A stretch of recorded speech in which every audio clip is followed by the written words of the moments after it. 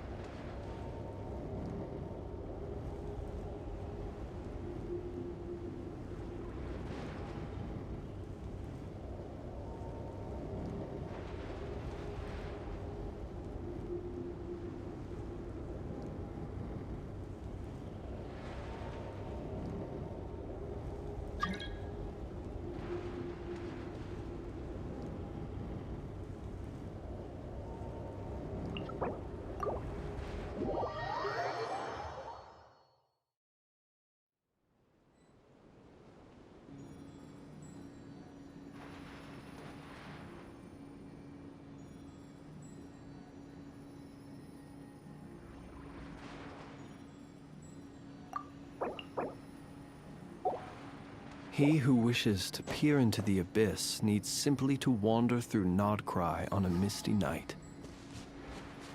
The march of the wild hunt will be sure to drag him into the darkness.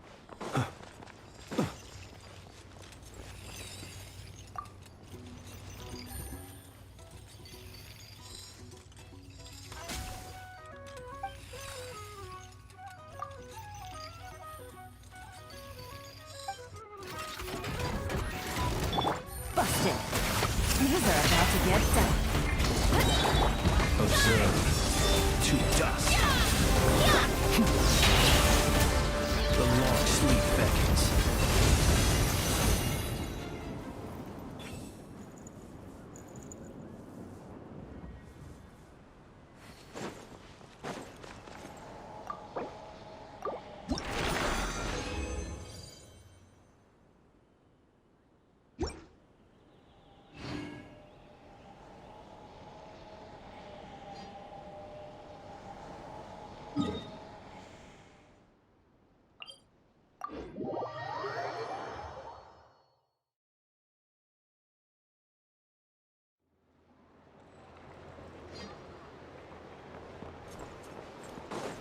Be silent.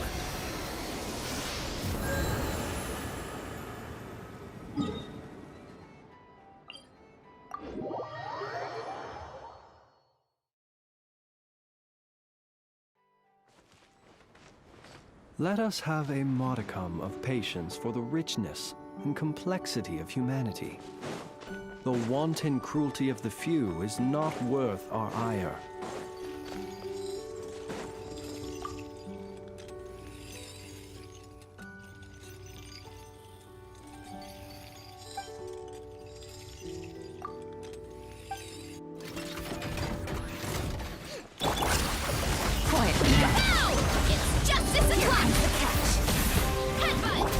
Close your eyes. Be silent to dust.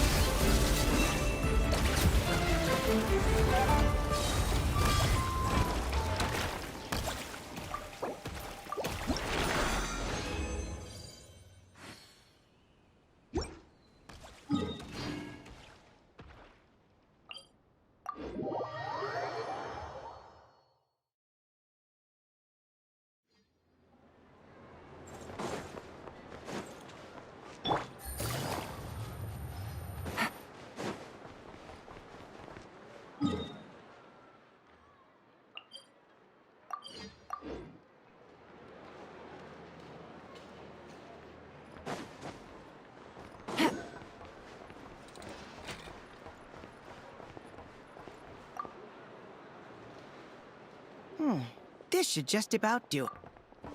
Traveler? Hello? I didn't think I'd run into you here.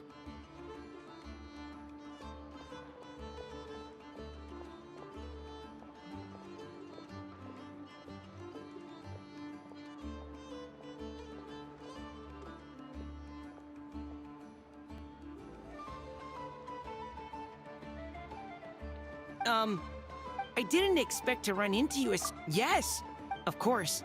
All the knights back home are still figuring out how to support you. But the Grandmaster wrote that we shouldn't be Yep. But of course, after all, that's what Master Jean told me to tell you when I... Huh? Give me a moment. I didn't bring any sweet madame with me, but I do happen to have a bottle of our best cider. Captain Kaya asked me to bring it along. Okay, I need a minute. I put it in my backpack. Oh, here it is. Go on. Have a taste. I did, of course. When I was leaving, at first, but after giving... Otherwise, he'd be... Oh, right. That was what Amber wanted me to tell you. And that's all that...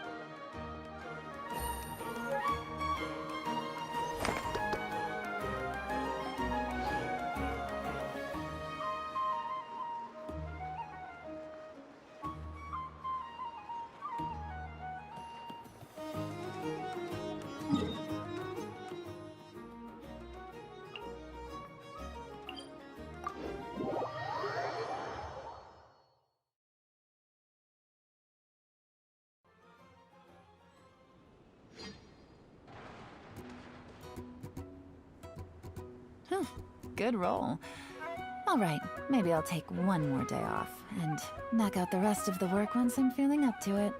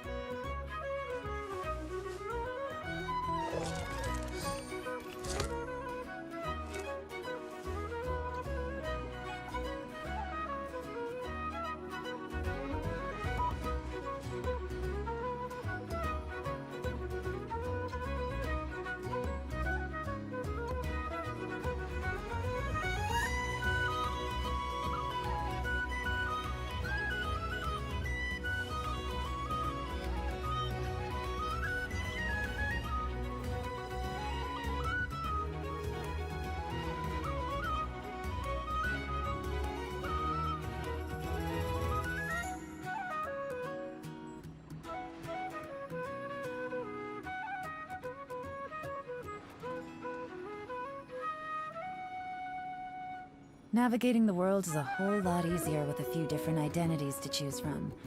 Need me to come up with some for you?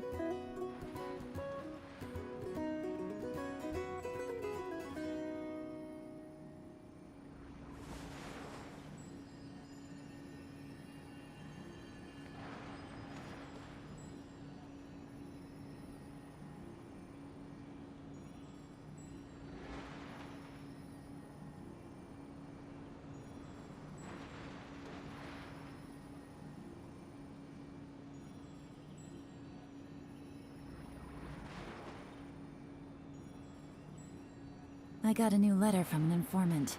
Looks like the situation has changed again.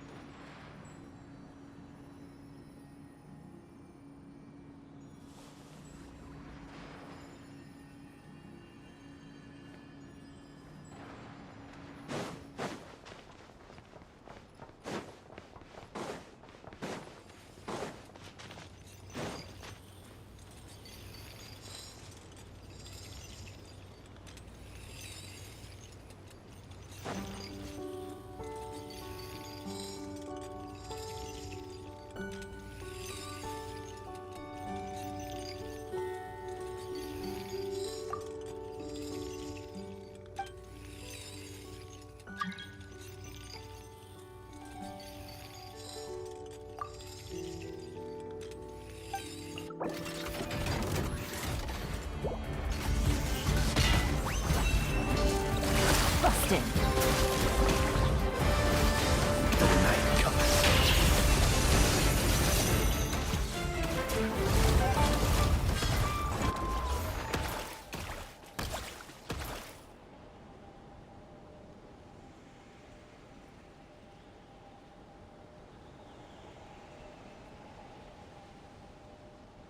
He who wishes to peer into the abyss needs simply to wander through Krai on a misty night. The march of the wild hunt will be sure to drag them into it.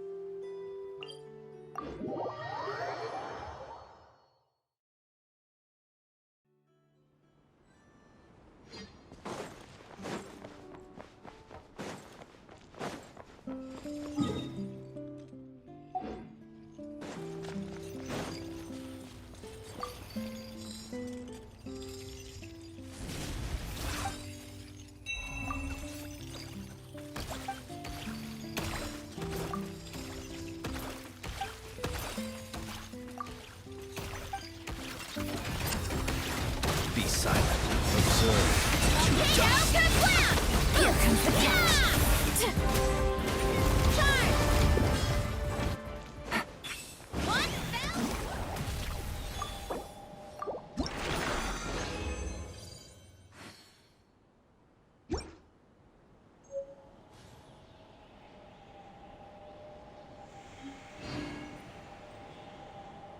Navigating the world is a whole lot easier with a few different identities to choose from.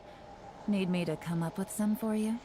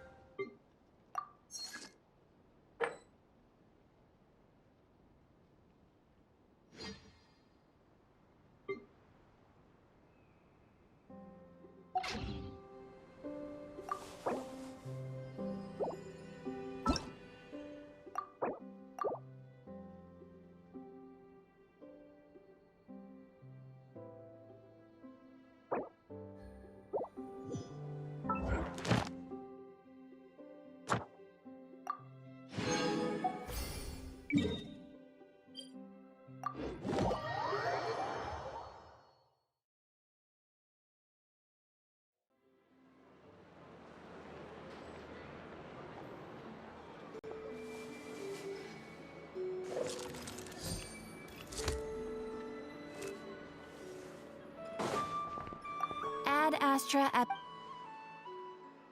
Thank you for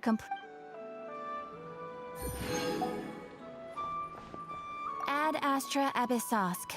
Welcome to the Adventurers Guild.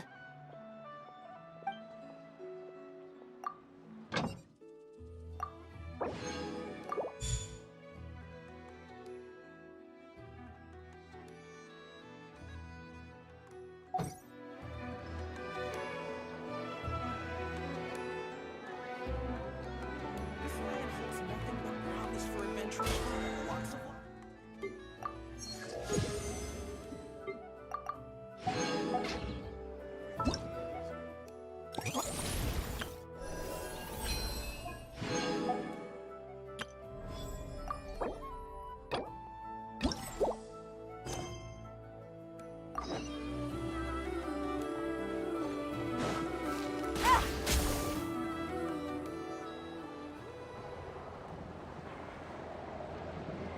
Oh, it's been a few days since we said bye to the others in Nasha Town.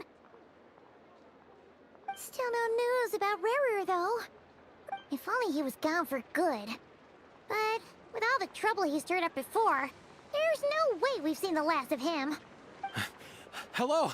You must be the traveler in Paimon? Mr. Flint has been looking for you. Unfortunately, there's been a serious wild hunt attack over at the quarry. He thinks it's time to regroup and figure out a plan. The Wild Hunt? Oh, uh-oh. We better get over there, right away! Come on, let's go!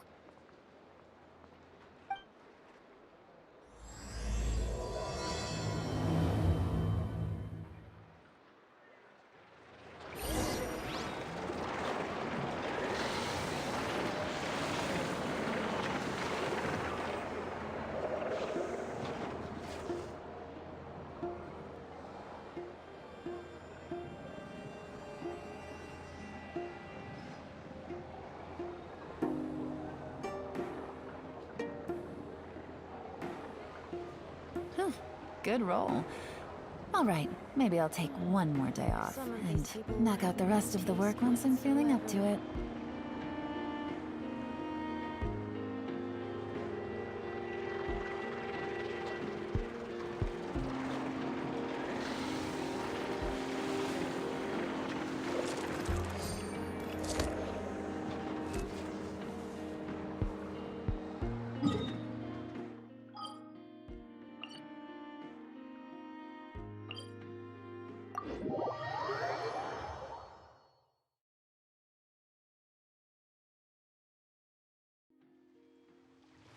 Take it easy.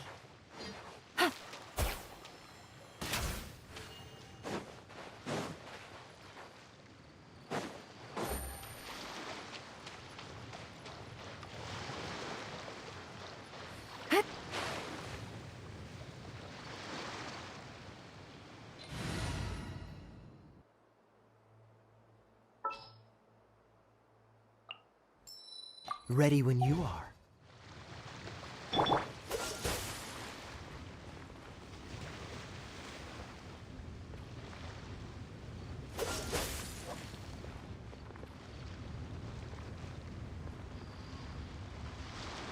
Dodge this!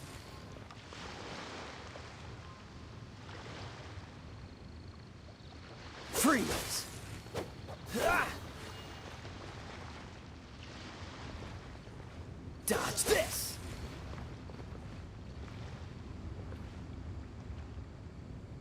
Cool it!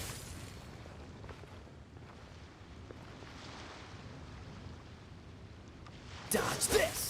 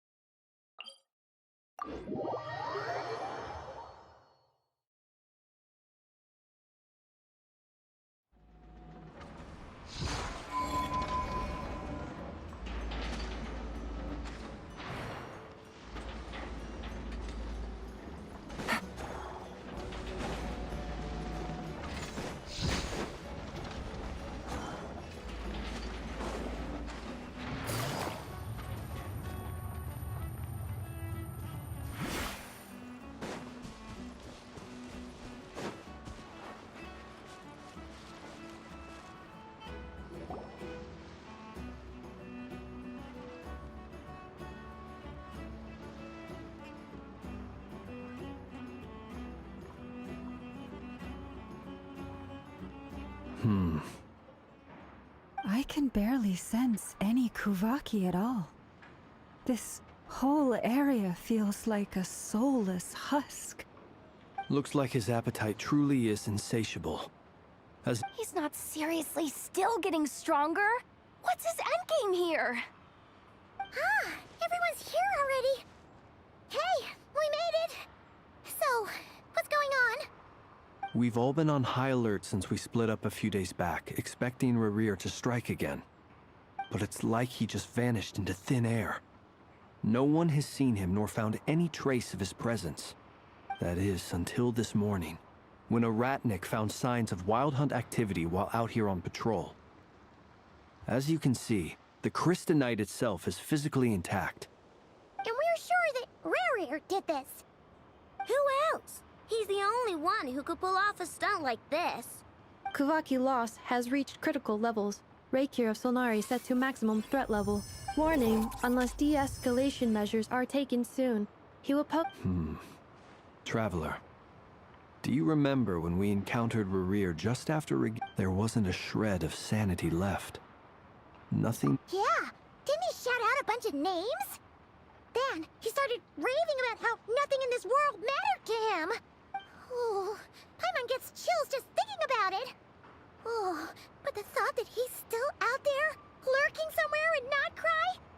Last time we fought, we were already at a disadvantage. If he has such overwhelming strength, why would he suddenly go into hiding?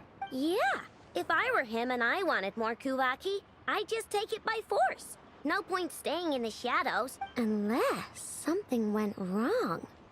The other thing is, how does someone who's completely lost their mind still have the wherewithal to cover their tracks so perfectly? Beats me.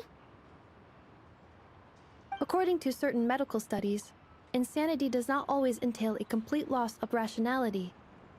It may be that he is simply living in a world of his own. That actually sounds about right. He was ranting away to himself the whole time, like he had zero interest in talking to us. There are many unanswered questions here. He could be right under our noses, and we'd still be in the dark. Besides his name and title, we know little about him. Certainly nothing about his past, or what he might be hoping to achieve. Exactly. And we wouldn't even know where to begin looking. Even Boss hadn't heard of the Rahir of Solnari before all this. I'd be willing to bet that even if we gathered together every scrap of intel in Krai, we still wouldn't find more than, like, 3 useful facts about him. So, if we do nothing, he'll just keep getting stronger. And if we want to investigate him, we have no idea. Last time we had Marionette and her big robo-buddy to help us, and we still barely held our ground. If we... Oh, Paimon's head hurts just thinking about it. Well, I do have a little hunch about his next move. Given that he attacked the quarry, I'd say it's likely he'll target other places rich in Kuvaki. Somewhere like the Eye of Krati, or the Pillar of Embla. One thing's for sure. If we just sit back and let him keep absorbing Kuvaki, A perfectly reasonable hypothesis. However, it is worth noting that these two locations are quite far apart. To investigate them both, we'll need to split up. I agree, we should split up. Right now, Wait, why Hisi Island? if I recall correctly, your largest goddess statue was carved from Kuvaki-rich ore, was it not? That's right. Yes, it could well be a potential target of his. I should head back and start evacuating the pilgrims.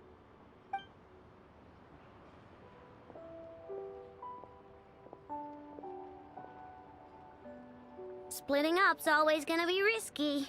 But I guess we don't have much choice, right? We're in a race against time here. And if we do run into Rear, what then? That's when you follow the 3rd rule of treasure hunting. Run like the wind. Didn't you say the 3rd rule was go with the flow? I don't know. Did I? Anyway, whatever. In this situation, go with the flow means go find backup. Agreed. If anyone finds so much as a trace of Rarir, do not pursue him. Get out of the area and alert the rest of us as soon as... All right, we'd better get moving.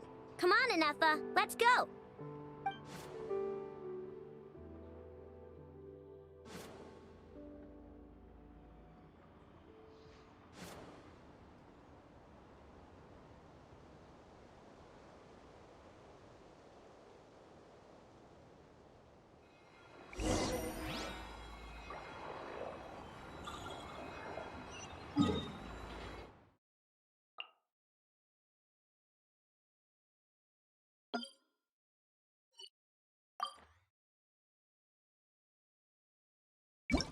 Navigating the world.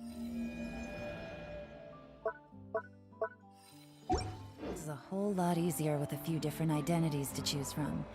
Need me to come.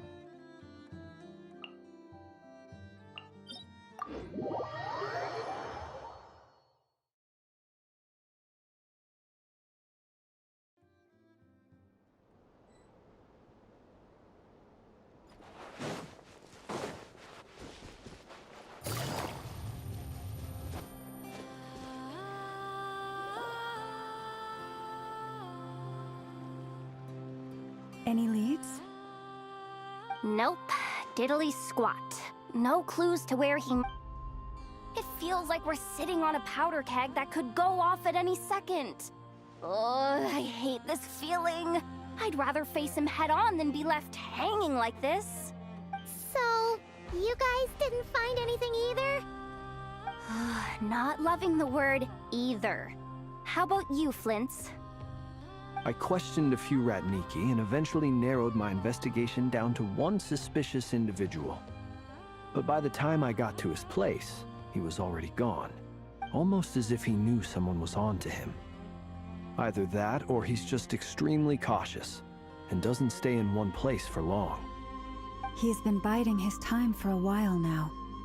The question is, where, or what, is his next target?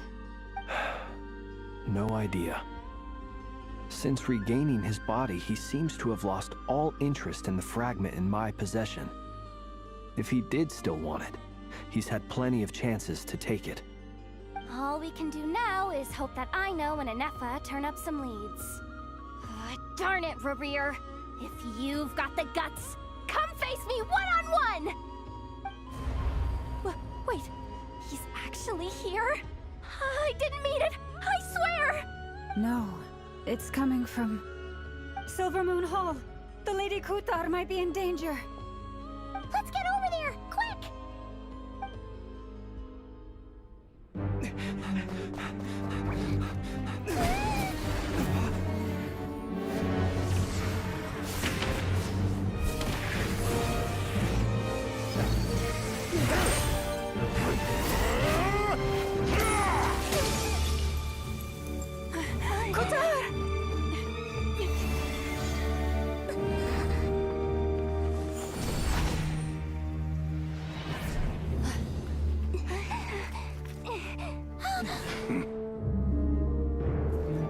Why is he attacking the damn select? What's going on? No time for questions. Stop him!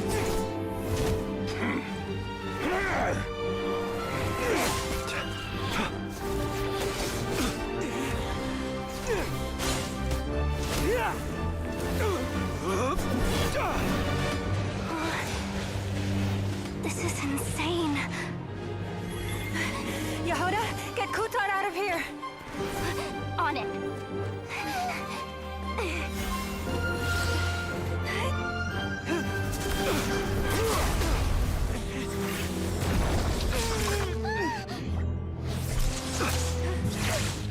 Look where your feeble light has gotten you. Now, you shall plunge into darkness. Thalindus, soon, I will find a way. Watch out!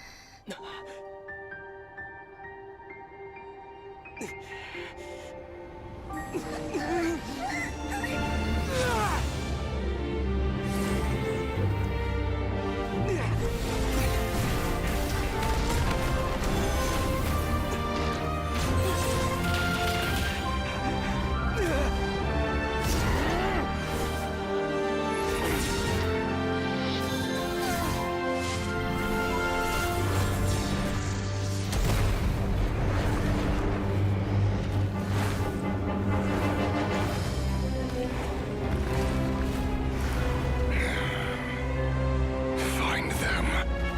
Even if it means turning this place to ashes.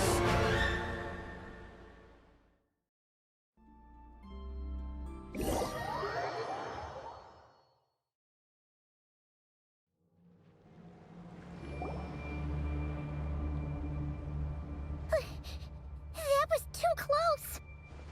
We barely made it out of there alive. What's that guy's deal? How'd he get so crazy strong? He's a threat to this entire nation.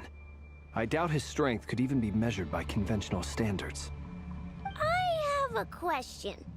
When me and Anefa showed up, We saw him chasing after this lady like he wanted her dead. What was that all about? We weren't there for the whole thing either. They were already duking it out by the time we arrived. Yeah, we didn't see how it all started. It all escalated so quickly, we had no choice but to step in.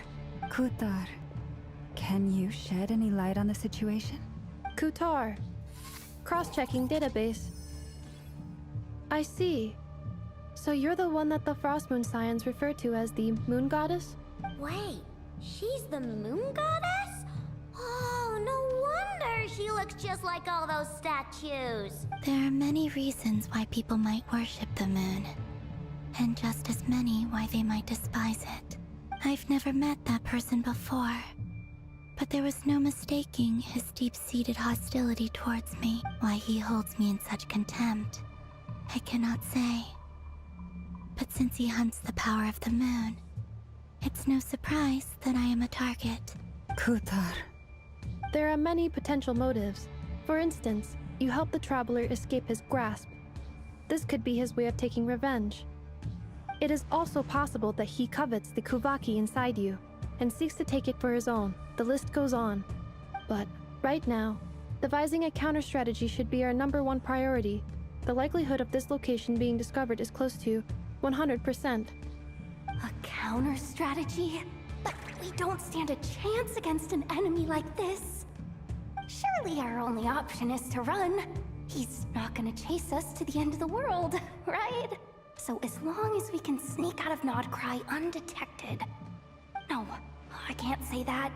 Come on, Yehoda. This is serious stuff. You can't suggest we all just chicken out. Running is our only option. Huh? You seem surprised, but what other choice do we have? We are facing an enemy we cannot possibly defeat in battle. Well, I mean, yeah, but still. It's not too late. I can distract him, so you have plenty of time to make your escape. Wait, what? You're gonna act as bait? Doesn't that make sense? I'm the one he's after. There's no need for you to risk your necks on my behalf. A coyote doesn't stop for bypassers while it's howling at the moon. What is it, Lama? The Frost Moon Scions have already grown accustomed to life without their goddess. My presence here is no longer essential, and this is not my home, so you needn't ask me to stay. We can't just roll over and let him get away with this. That's not our style. Yeah. We can't just call it quits after everything we've been through together. Besides, she'd pretty much saved my life back there. If I just ditched her now, I'd never forgive myself. We can't overlook that you have saved our lives multiple times now. To talk of returning the favor would be a little crass for my liking. But suffice to say that we are friends, and friends look out for one another. River's true objective remains unclear. Even if we were to sacrifice Miss Kutar, there's no guarantee he would stop. But... Kutar, I know why you left the Frost Moon Scions so long ago. It was because people started treating prayer as a form of trade. They would make self-centered wishes, force you to accept meaningless offerings in return, and then expect you to perform miracles for them, as if that were their entitlement. If it were me, I might have walked away too. But I believe that time can change everything, and that sometimes it takes losing something precious to appreciate its true worth. After much reflection, I've realized that this was never about whether the Frost Moon Scions need you. Any relationship based on need is purely transactional. What I truly hope is that you'll choose to stay, not out of obligation, but as part of our family. You were born here, and now you've returned. Who knows? Perhaps it was the moonlight that guided you home. Thank you, Lama. But my power is on the wane. I'm afraid I will be of little use to you now.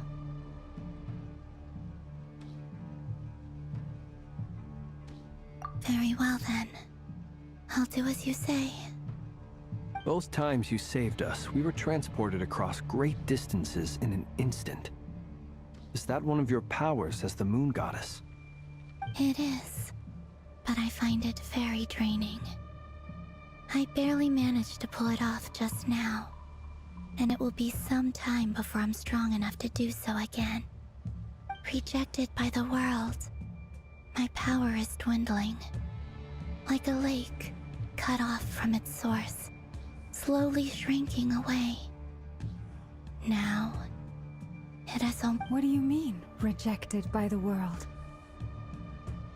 The 3 moons belong to the ancient Bygone. The 3 moons are not one and the same. As the goddess of the Frost Moon, I cannot wield the powers of the other 2. Yet moonlight has a way of blending together. Each can reflect the other's glow. So when our fingers touched, I was able to restore my strength by drawing Kuvaki from the eternal moon's marrow. But this method of recovery is painfully slow. If only we could find the...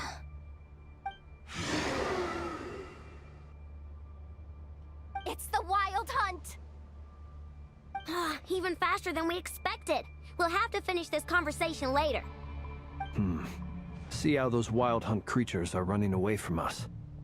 They're likely just a scouting party, which means Rerir won't be far behind. Then what are we waiting for? Let's get the heck out of here!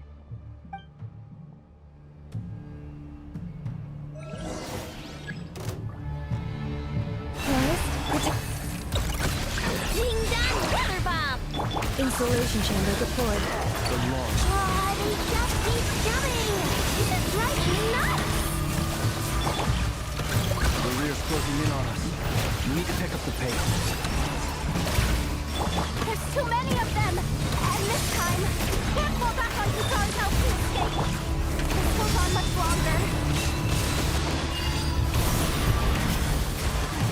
Her last land. Ding dong, weather bomb! Beware the creatures of the night.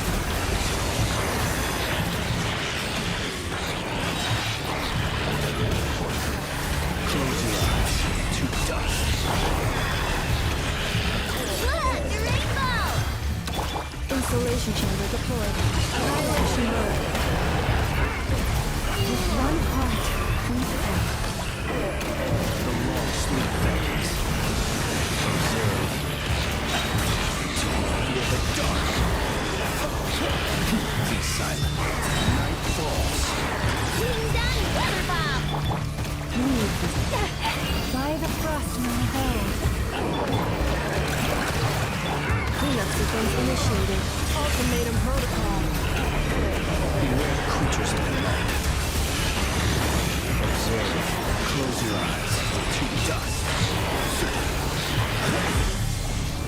Be silent. Night falls.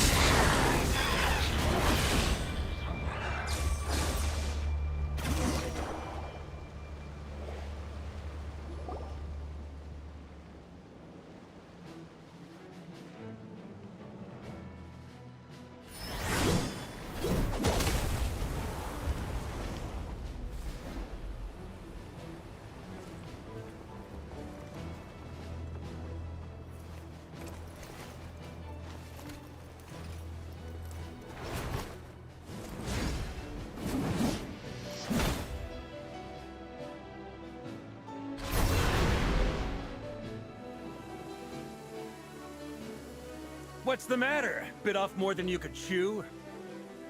How are you?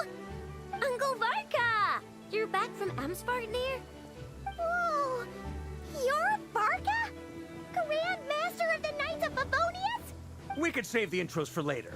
Right now, let's get you all out of this hellhole. Follow me. I know somewhere you'll be safe. Oh, is that where I think it is? That's the one. Come on, move! There's no time to waste.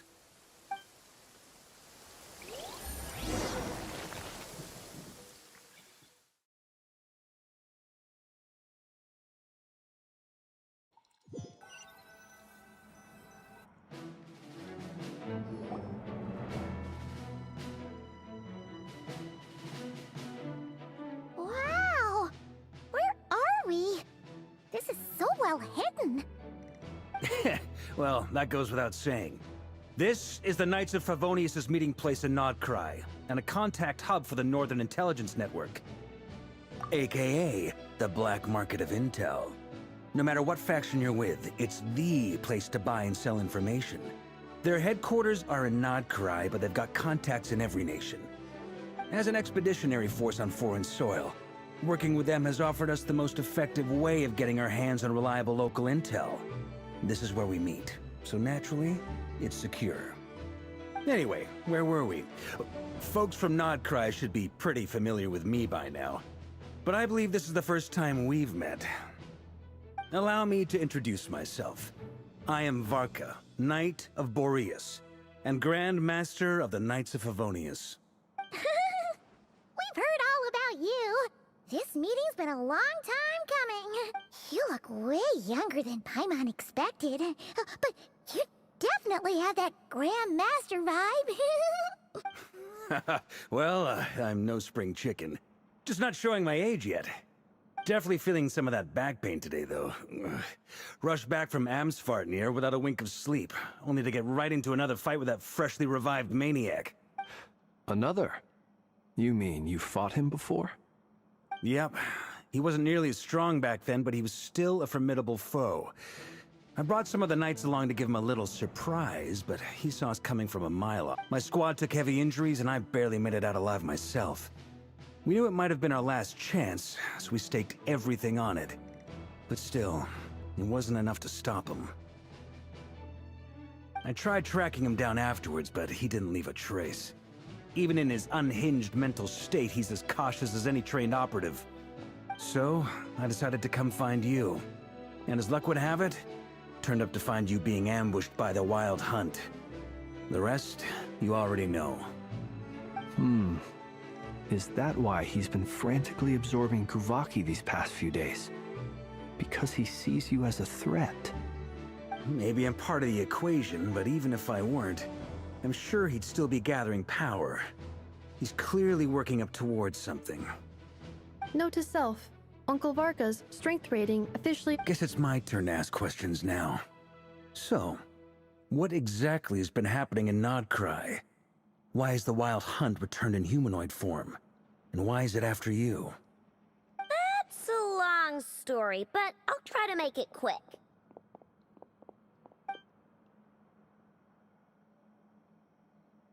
Wow, I had no idea so much had happened. Sounds like you guys have really been through it. So, the Kutar is actually a Fatui Harbinger. And all this Wild Hunt activity in Krai is the work of the Raker of Solnari, one of the 5 sinners. Oh, that's a lot to take in.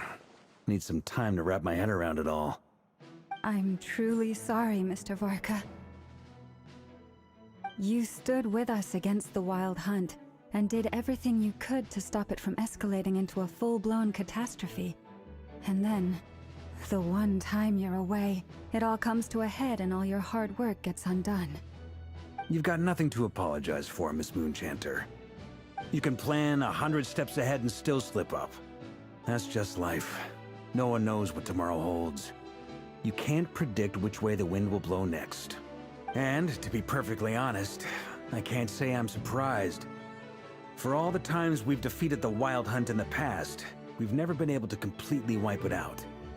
Turns out, we were just delaying the inevitable.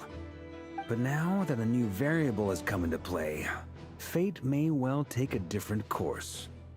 A new variable? You mean us? Who else? And in a strange way, I think his resurgence might not be an entirely bad thing. The Wild Hunt is like an unrelenting force of nature, but Rerir is an individual with an agenda. He's gotta have a weak spot somewhere. That said, while I was explaining everything just now, some of the points that Mr. Flint's added caught my attention. You mean about our mystery ally? That's right. From what you've said, not only did they lead you straight to some key files, they also shielded Hisi Island from a lethal Kuvaki blast. I don't know who or what could pull something like that off. Heck, even Miss Columbina doesn't have a clue. I hadn't heard the story about those files. Would you mind repeating their titles for me? Wild Hunt Phenomena Log, a Nodcry and Ratnik's Field Journal, and Kuvaki Survey Log. Oh. No. Still doesn't ring a bell. Another dead end. Guess all we can do now is hope that our mystery ally keeps showing up when we most need them. Still, it's safest to assume they won't be intervening again. From here on out, we'll have to resolve this crisis by ourselves. Your intel also explains something else I've been wondering about. The reason I led my team to Amsfarnir was because we'd had reports about a possible source of the Wild Hunt showing up there. But once we looked into it, it turned out to be a red herring. I don't know who was behind it, but clearly, it served its purpose. I doubt it's by chance that he happened to make his comeback while my attention was diverted. And from everything you told me, it sounds like his scheming began well before his return. So but is it even possible that he orchestrated all of this by himself?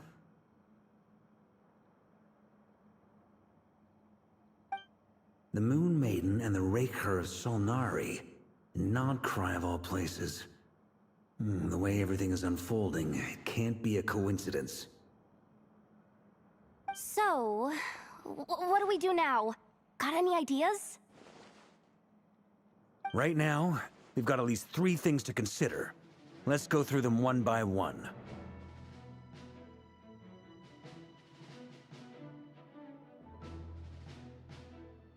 First, we need to figure out how to take down Rarir.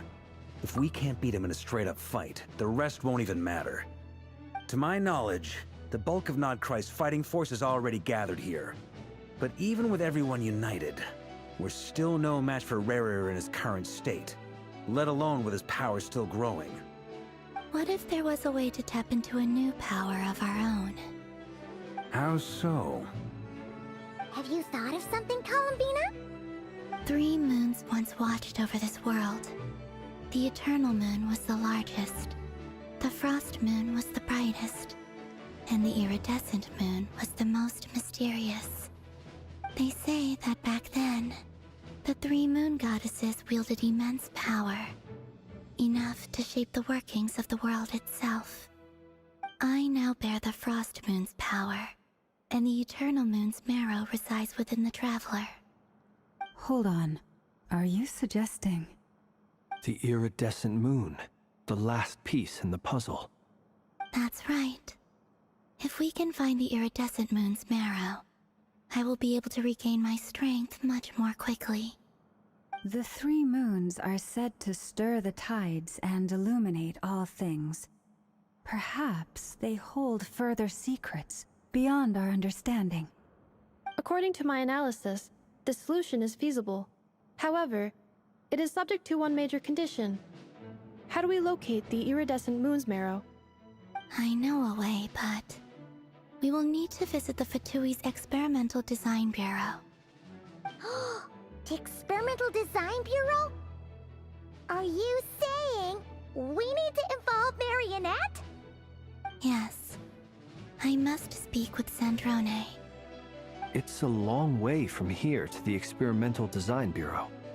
There's a high chance you'll be spotted. You shouldn't go alone. Then that's settled. Next up, our second priority. Somehow, we need to figure out Rarir's end goal. As you saw for yourselves, when he was still in his Wild Hunt form, everything he did was for the sake of recovering his body and resurrecting himself. His first act since then, after laying low for a while, was to try and assassinate this young lady. People's obsessions often reveal their greatest vulnerabilities. There must be a reason why he despises the moon so deeply. Perhaps it sheds some light on his title, the Raker of Solnari. The Wild Hunt has plagued Nodcry for centuries now. If we want to stop it for good, we have to get to the root cause of what's driving it. It's true. We still know very little about him. If Kuthar hadn't given us that lead, we wouldn't even know his name. But where would we even start? I doubt even the Intel Queen of Krai has a clue, and she has info coming out of her ears. Oh?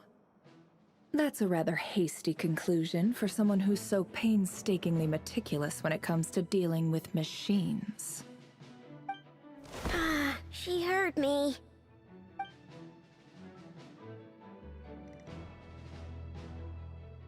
Boss! What are you doing here? I'm now asking myself the same question. I received a letter from a humble knight of Favonius, requesting a meeting to discuss a major business deal. But it looks like this humble knight had something else in mind. Details, details. Miss Sneffer, the important thing is that you've arrived at the perfect time. Since his failed ambush, I've been racking my brains trying to come up with a plan to fight Rarier. Given the severity of the situation, I think it's fair to say that our only chance lies in uniting as one. And I'm talking all the factions in Krai. We can't do this without the Curatorium. But I knew it'd be a tough job to win you over. So, I took the liberty of reaching out for a little chat. Wait a sec. How did you even hear about this place, Nefer? Didn't you say this is meant to be the Knights of Favonius' meeting spot? And a contact hub for the Northern Intelligence Network? And isn't it supposed to be super hidden? You really think he could have gotten settled in Krai without my help? Besides, I'm the one running this gig.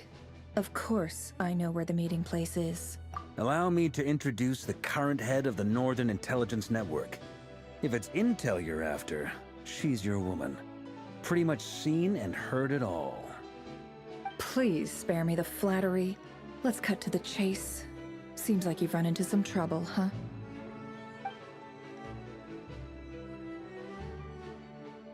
Well, this certainly qualifies as an unforeseen crisis. On behalf of the Curatorium of Secrets, I wish you all the best of luck. So you're just going to sit this one out? Why should I get involved? What could possibly be in it for me? What if we told you we can't do this without you? Oh?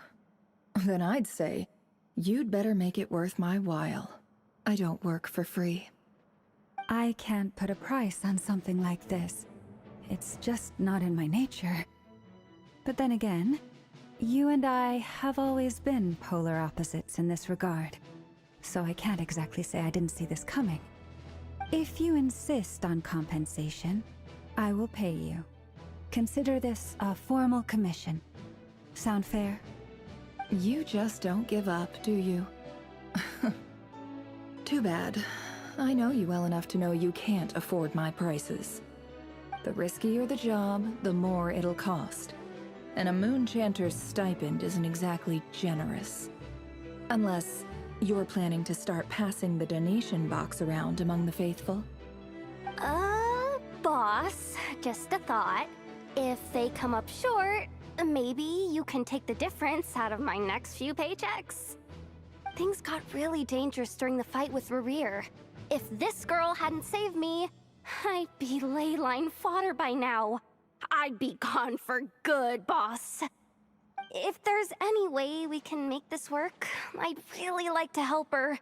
Please? I'm begging you. This is why I'm always telling you never accept favors. They are the hardest debts to repay. You have to be careful who you get involved with, or you invite all kinds of misfortune. Very well, Yehoda, I will help. But just this once. Don't count on this happening again.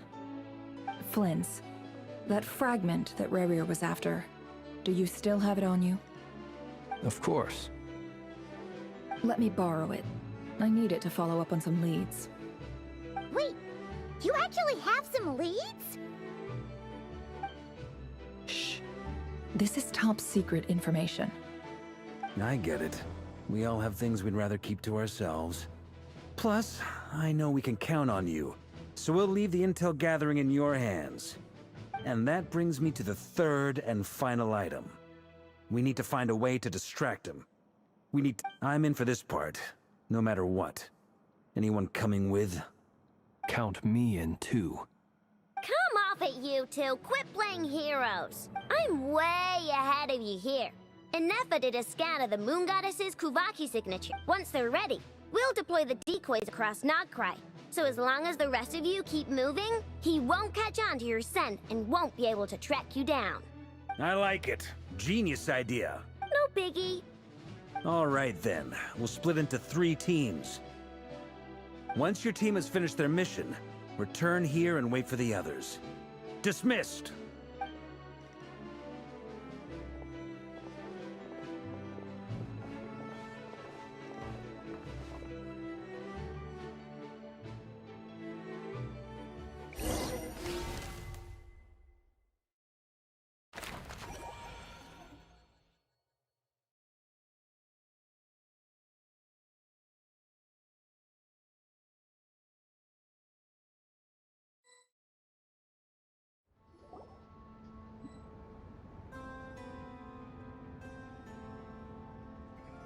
Lady Damselette. Wait. And you two? What are you doing at the Kuvaki Experimental Design Bureau? We've been doing our best to mind our own business lately. But if you're just gonna waltz up here like this, you're seriously pressing your luck. Don't blame us for doing what we have to. Huh. You really think that's gonna scare us off? We're not looking for any trouble. I just want to see Zandrone. Do I need to remind you that you're still a wanted fugitive for deserting us? Out of consideration for our former ties and the crisis we're all up against. We'll let you leave in one piece.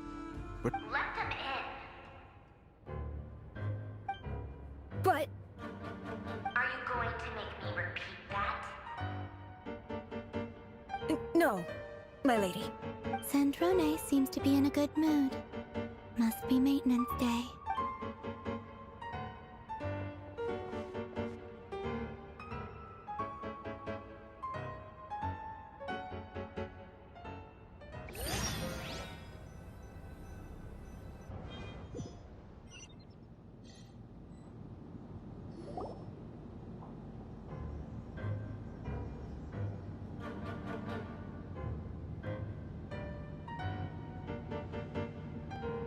So tell me, to what do I owe the honor this time? Actually, before you answer that, just so we're clear, we're not colleagues anymore, Columbina. I don't owe you anything.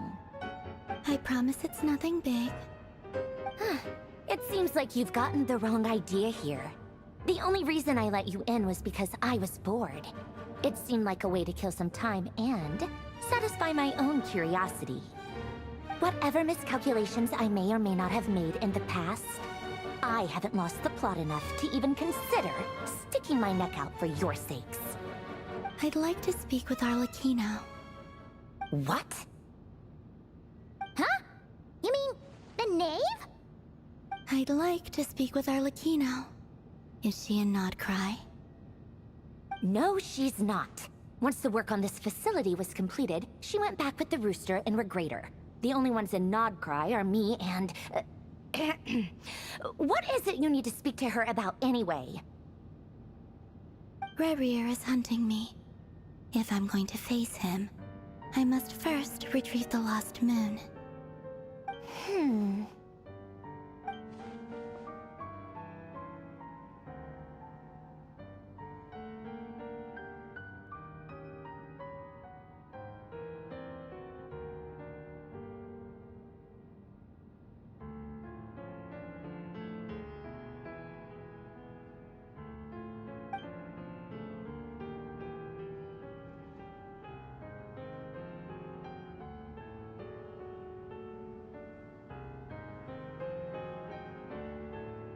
Is that a no, then?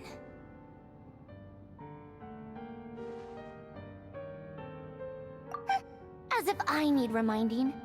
I was this close to settling things with him before someone decided to whisk me away to their weird little garden.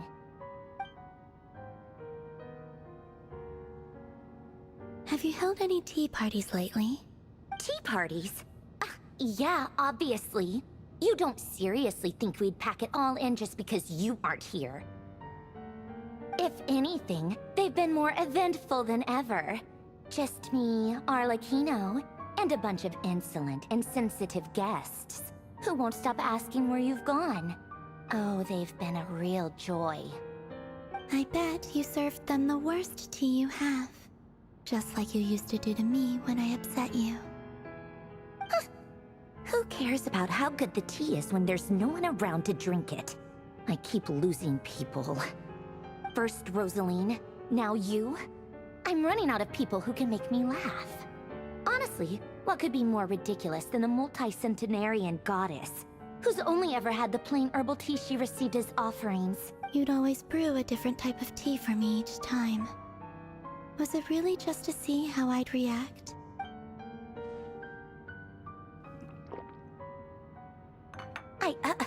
Well, duh. Why else? Watching you squirm was practically my only form of entertainment. Oh, yeah. And Capitano sometimes used to bring Tartaglia around, too. But I guess we won't be seeing him again. Well, I guess we are overdue for a get-together. Have Febronia pass a message to Arlecchino for me. It's time for tea. Will suffice. Pass along a message for me, too, if you would. My body cannot contain the marrow of 2 moons, so I'll be leaving one of them in her care. Excuse me? Who said you were on the guest list? If my tea meant that much to you, maybe quitting the Fatui wasn't your brightest move. Back when you were under the Tsaritsa's protection, no one would have dared come at you so openly. But that protection didn't come for free. In fact, I paid dearly for it. At the end of the day, it was just another transaction. I just got tired, that's all. I never wanted any part in their grand ambitions, and I've had enough of being treated like a bottomless supply of power.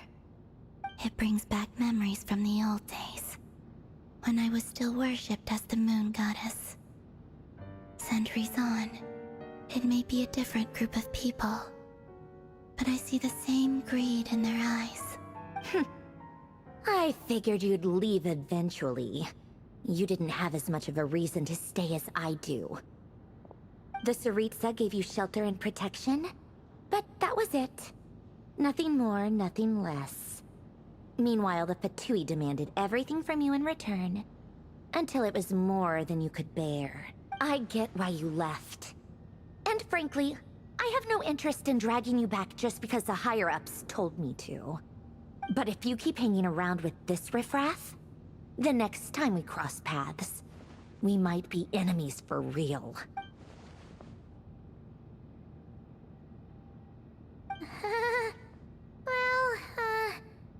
Guess that's our cue to leave. That might be your plan. But it sounds like someone else wants you to stay a little longer. Huh? What do you mean? Listen.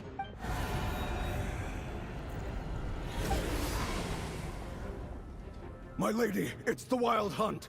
A horde of monsters is headed straight for the facility. Another uninvited guest trying to crash my tea party. Clear the area. I'll handle this. Wait, what? You want us to leave you here by yourself? Huh. You'll be lucky to make it out of this alive. You really think you can afford to worry about me? Go on, get out of here. You may have stopped Polonia from crushing him last time, but I've made sure that won't happen again. The entire Experimental Design Bureau is rigged for war. Stay and watch if you want, but it'll be at your own risk. You're not flagged as friendlies in the weapons system. Don't tell me what to do! Look, if you're leaving, make it quick. Or you'll just get in my way. There's a secret passage on the 2nd floor. It'll take you right to the plains out back. Stare all you want, Columbina. You're not getting another invitation to my tea party. I know. But thank you anyway, Sandrone. This is exactly why you shouldn't hang around with those people. All their melodrama and sentimental nonsense is rubbing off on you.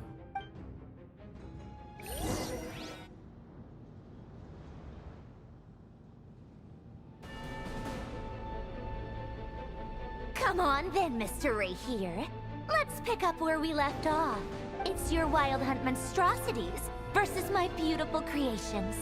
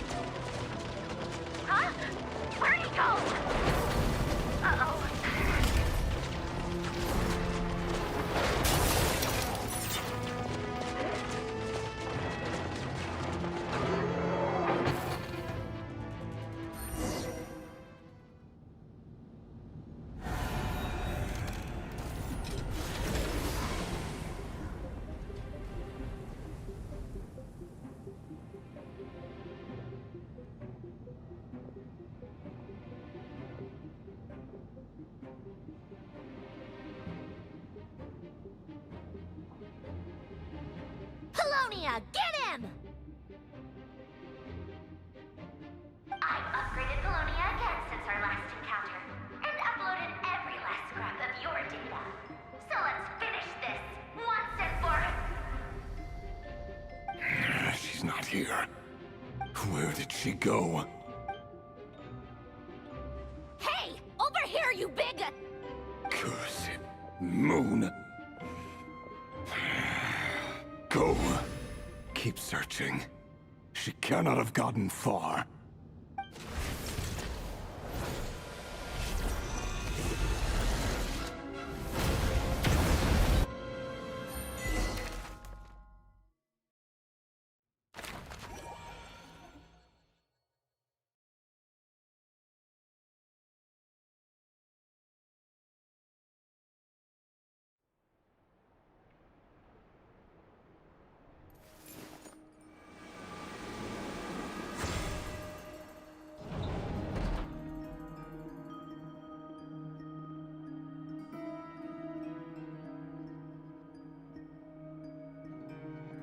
So this is your method for investigating Rarir's...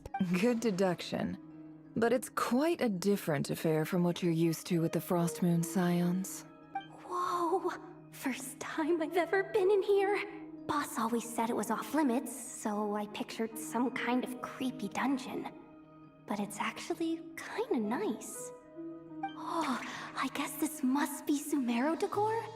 That's where Boss is from. And that nice shopkeeper who sold me my treasure compass.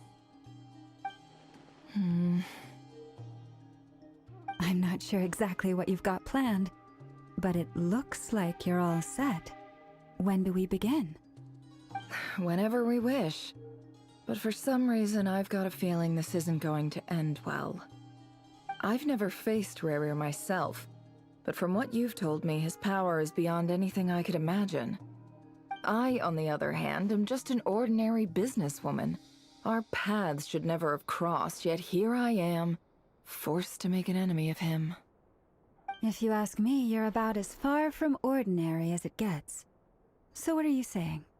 You're getting cold feet? Once I take a job, there's no backing out. Still, I have to ask myself if the power I'm relying on will even work on an opponent of this caliber. And also how to make sure I come out of this alive if things spiral out of control. Death is the one thing we can take for granted. It is the great equalizer, however fortunate or unfortunate we may otherwise be. So it's important to consider how to spend what lifespan we have left. Come on, boss. Lighten up. Quit talking about death. It's bad luck. For once, I agree with you. When you're up against a foe like Rarir, there's no such thing as being too prepared. Is there anything I can do to help? That won't be necessary. I've already made up my mind. Time to cash in a precious favor I've been saving for a rainy day. Yehoda, I need you to find someone for me. The sooner the better. Find who? That shady merchant who sold you an overpriced treasure compass the other day. Come on, boss. You're pulling my leg again. In what way is she shady? She showed up when I was completely lost and sold me a neat little gadget that was exactly what I needed. Trust me, she's a... Anyway, I know who you're talking about. Don't go anywhere. I'll be right back.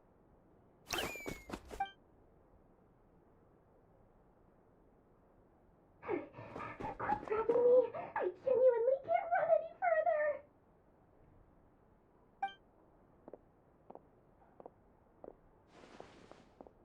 Hey, aren't you... What is it? What's the big rush? You dragged me out of a dream where I was literally swimming in Mora. I'm charging double my usual attendance fee. See, look how easygoing she is. After that rude awakening, she could have completely snapped at us. But instead, she kept it together and just asked for an extra fee. Dori Sangama Bay? I never would have pictured you two doing business together. If you want to make it big in Krai, it's all about connections. Lady Nefer just so happens to have a lot of intel that interests me. And she also did me a big favor in the past. It was back when I first arrived in Krai. My trusty assistant, the genie in my lamp, had an adverse reaction to the Kuvaki and fainted. And wouldn't you know it, that's when I suddenly find myself in a life-or-death situation. Good thing my compatriot was there to swoop in and save the day. I've been giving her a 30% discount off all of my goods ever since. Now, so that no one here feels left out, I'm willing to extend a 20% discount to fellow friends of Boss Nefer. Plus, any other friends you send my way will enjoy 10% off. What can I say? The great Lord Sangamabe is nothing if not generous. So, let me guess. You've run into some trouble? I've got everything you could possibly need, and the more you buy, the more you'll save. You guessed correctly. What have you got in the way of survival gear? The one type of gear I've never been short on. What are you looking for? A jetpack fresh from the Academia's labs? An ancient suit of armor dredged up from the bottom of the sea? At the very least, I need to know what kind of opponent you're dealing with here. If even you're worried about staying alive, it must be pretty serious. What if I told you it's someone with the power to bring a nation to its knees? Is that so? Then we really are talking top-shelf treasures. I don't have anything like that in stock right now. I'll have to ask my supplier. Your supplier? A powerful woman, make no mistake. I can't reveal her identity, but luckily for you, I hear she's planning to visit Krai in the near future. If you're willing to wait, I can ask her when she's here. Can't say exactly how long that'll be, though. Then, let me put it another way. What would you do if you encountered an enemy like that? Roll over and serve yourself up on a silver platter? Of course not! I have a handy little trinket from one of my generous suppliers, which... Hold on. What exactly are you getting at? No, no! This is for my personal use only! Let's just say I'm borrowing it, all right? Just for insurance purposes. You'll get it back later. Favors are the worst kind of debt to owe, and now you've got a chance to repay one. A win-win situation, don't you think? Fine. You can borrow it for 5 days. No, make that 3. And for every extra hour after that, I'm charging you 1,000,000 mora. Deal? Deal.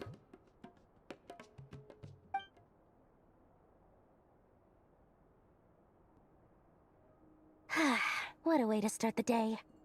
Now, was there anything else you wanted? Or can I go back to bed now?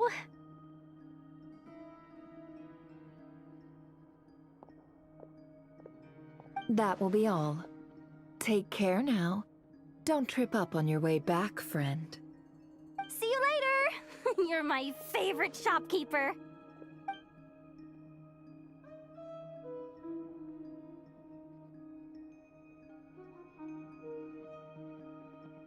Excellent. Everything is well and truly ready. The ceremony can now begin. After initiating the ceremony, your minds will follow me wherever I go.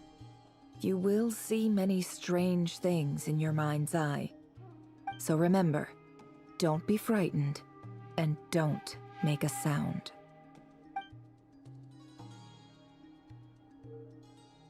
Now then, let us peer into the Raker of Solnari's past.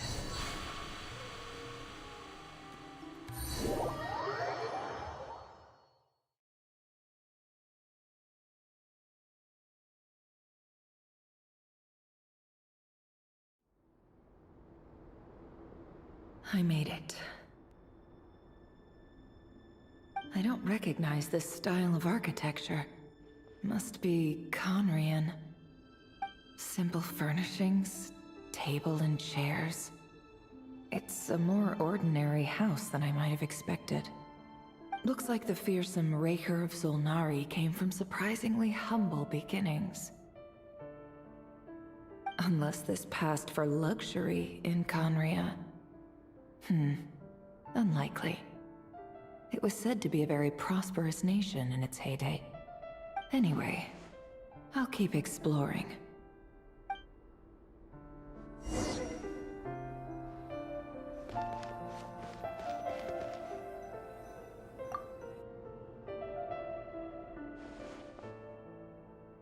Hi, Rivier. Since you're working extra hours tonight, I thought I'd keep myself busy by checking out that new kebab shop. I've heard good things about their menu. I'll test it out, and if it's as good as everyone's saying, let's go back together sometime.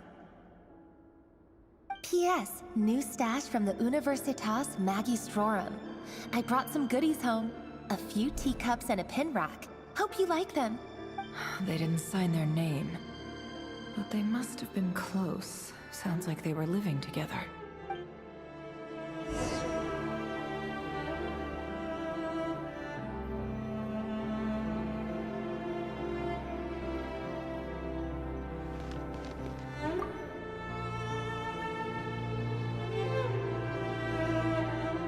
I went over to Joseph's for drinks today. They have a fine collection, but I went alone. Felindis was tied up with something and couldn't make it. Joseph asked why I came alone, but I didn't really have an answer. He then went on to ask about other things.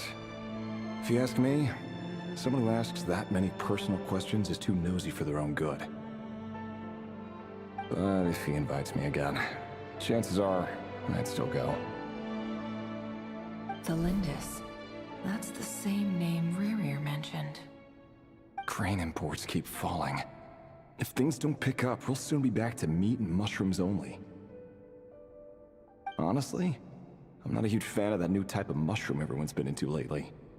Didn't it start out as a lab-grown variety? I heard it's even mildly corrosive. Seriously, why would you even eat something like that?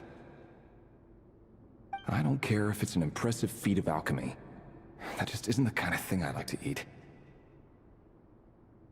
Grain has to be imported, and they're eating a diet of mostly meat and mushrooms. Could it be because Conria is underground, so it doesn't get much sunlight? That would explain why they use so much stone in their buildings. They even use alchemically modified strains for food. Seems like the people of Conria don't have many options when it comes to dining. I've just about saved up enough now. Time to buy it and keep it somewhere safe. Making a big purchase. I wonder what it is.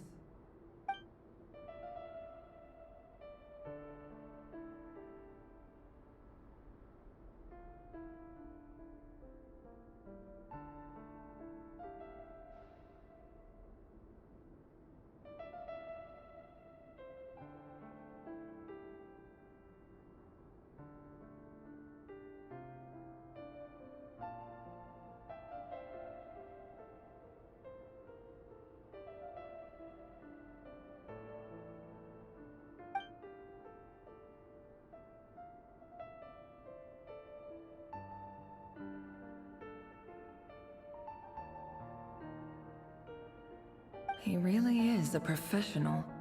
No wonder he's so good at covering his tracks. Despite what he's become, it seems like he's retained certain habits, at least.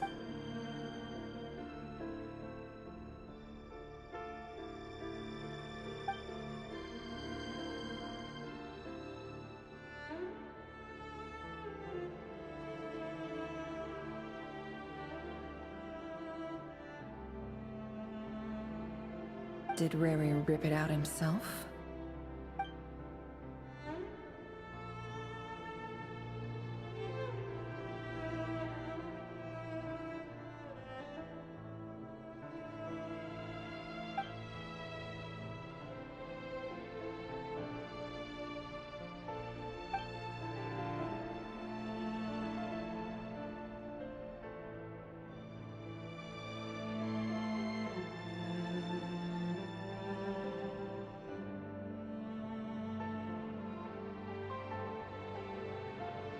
Before I met you, I was convinced that my heart was nothing more than a stagnant pool.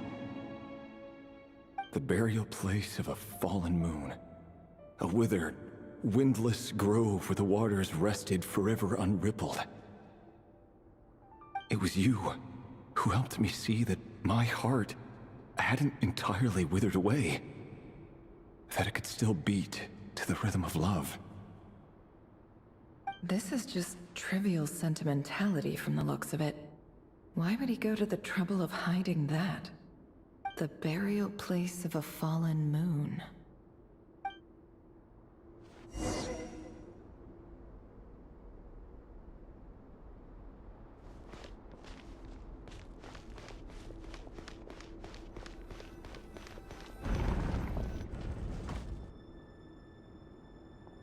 Reverie, over here. Dane! Oh, and, Vediflin here? What a surprise to see you here, sir. Hello there, Reverie. You need not address me so formally outside of court. He doesn't get that much free time, so I invited him over for a drink. Even the court prophet deserves a break every now and then, right? Well, I'm flattered. So, what are we discussing today? Hey, don't look at me. As far as I see it, we don't need an excuse to have a few drinks. Come on, don't give us that.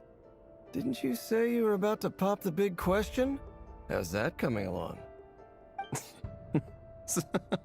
Who'd have thought the great Twilight Sword was an even greater gossip? I just didn't expect you to be the first one to settle down and get married, that's all. Yeah. If you told me that a few years ago, I wouldn't have believed you either. So, are you planning to come clean about your job then? I'm guessing. Sure, I'll have to tell her at some point. But I'll need to pick the right time and place. To be honest, I have no idea how she'll take it. Come on, stop being such a pessimist. For all you know, she could be thrilled. I bet she'll be much more impressed by your actual job than the one she thinks you're doing now. A member of the King's Guard. Quite the cover story. Does the king himself... Of course he does. Anyway, enough about me. How have you been? Me? Same old, nothing much to... Huh? What's up? It's nothing. Vediflin, Dainslift's elder brother. Renowned throughout the court of Conria as the Visionary, and said to possess a wisdom far beyond the reach of any ordinary man. And yet, despite the gulf between us, he seems to have something to say about me. Does he even know me? Does he see me as a friend of his brother, or just another of the Vinster King's blades? Why did he react so strongly? Was it really to do with what we were talking about?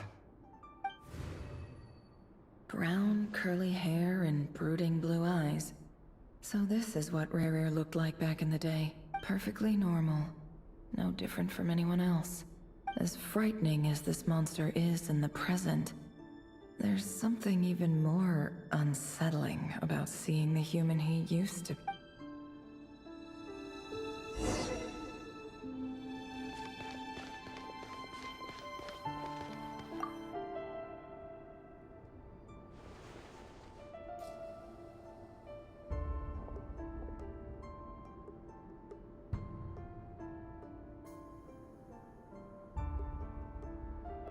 Felindis?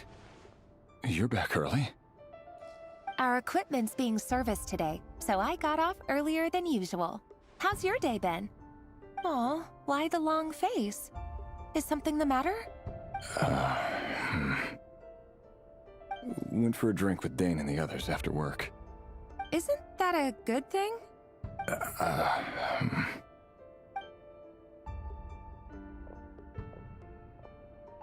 Vediflin showed up today, too. You know, Dainslift's older brother. Ah, Mr. Vediflin. Yes, I've heard of him. They say that everything he says ends up coming true. He overheard Dainslift mention that I'd recently proposed, and seemed to have an issue with it. But when I asked what it was, he kept it to himself. So, you're worried? You can be such a child sometimes. We're nobodies. Why would the Visionary be concerned about us? I'm sure someone in his position has much bigger fish to fry. Maybe you're right. You worry too much, Rerir. We've been together for ages now, and everything's been going so well, has it not? You've even... So, you do remember. Tell me then. Like I said, I need some time to decide. You can't just rush into things like this. We may be nobodies in the grand scheme of things, but if we want things to work out, we've still got to plan ahead. All right. Take your time. Just don't keep me waiting forever. Nobodies. Sounds about right. In the eyes of people like Vedalfnir and Dainsleif, what do we matter? Can someone whose gaze is so fixed on a far-flung future even see the present clearly? Besides, the dynasty's fate rests with the king and his inner circle. Whatever I do, it won't make much difference. Meanwhile, every idea they come up with and every decision they make, it affects everything. These days, the king is lost in his research, and the purge of the Crimson Moon bloodline grows ever more intense. The opposition tried to speak out, but nothing came of it. And I'm under no illusions as to why. Because we eliminated them and got rid of their bodies. A man can have 1,000 reasons to carry a sword, but there are few good excuses to use it. Yet the king has never even considered a gentler approach, and he never will. What becomes of someone who kills on another's behalf? Can he ever find true peace?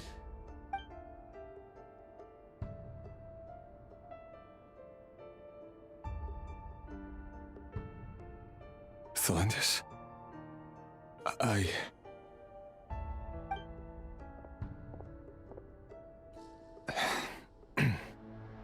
It's nothing. You were right. Fate has never smiled upon nobodies like us. But by the same token, it's unlikely to bear a grudge against us either. There's no reason we can't keep living happily together, cherishing the simple joys of each day as they come. See? You just need to stay positive, Rerir. I can feel your warmth, your breath. You're right there, right by my side. Just seeing you makes me happy in a way I can't explain, and that's something that no one could ever take away from me. So smile, my love. Let go of that frown. You're right, Thelindis. I've just been overthinking things. That's better. Getting caught up about things like this will only ruin our evening. Speaking of which, all set for the ball tonight? I need to go get ready. You go ahead. I just have a few things to take care of, then I'll come join you. Even busier than the big shots, huh? Fine, I'll go get started. But don't be late. If you keep me waiting too long, I won't be a happy bunny. Relax. Seriously, though, you drive a hard bargain. You're really gonna leave my proposal hanging and still expect me to take you to the ball? Well, that goes without saying. I already told everyone I'd be coming with a dance partner. Besides, they're two completely different things. All right. White outfit it is. It seems like Rerir was deliberately hiding his ties to the intelligence services by giving the impression that he was just an ordinary member of the Finster King's Guard. He clearly doesn't want his would-be fiancée to know about his other life. Then again, that's hardly surprising. People in the intelligence trade rarely do. Who'd have thought we were in the same line of work? Let's dig a little deeper.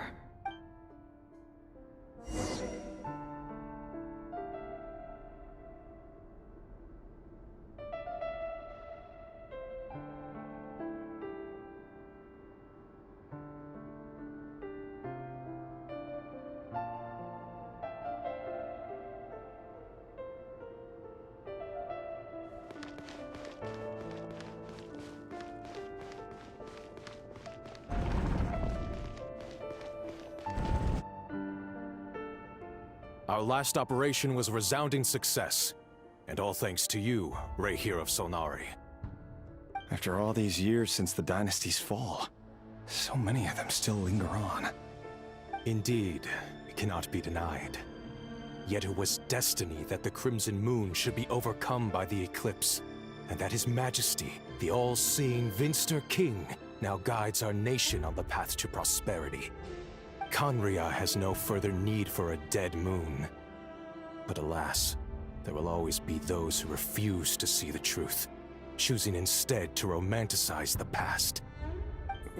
That's not entirely true. Much about the Crimson Moon era was worthy of remembrance, and that's exactly why they keep trying to see it restored. Many of its secrets remain unsolved to this day. As it happens, that's precisely the field of study my partner is devoted to. You still haven't told her what you really do for a living. Where would I even start? How do you tell someone that you're one of the King's hand-picked executioners? That your hands are steeped in blood? You didn't choose this life, any more than I did.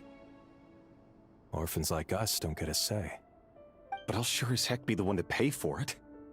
Speaking of which, we need to be more rigorous in the way we identify direct descendants of the Crimson Moon. Someone, it seems, has strong opinions about my future plans. Most likely my marriage in particular. I have a feeling that we may soon become targets of the Crimson Moon's retribution. Your concerns are not unfounded.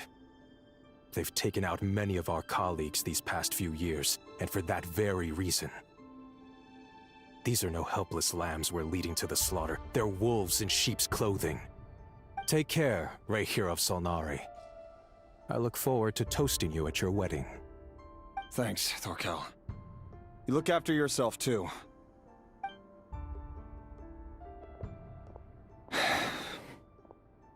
Thelindis, I never wanted to keep this from you.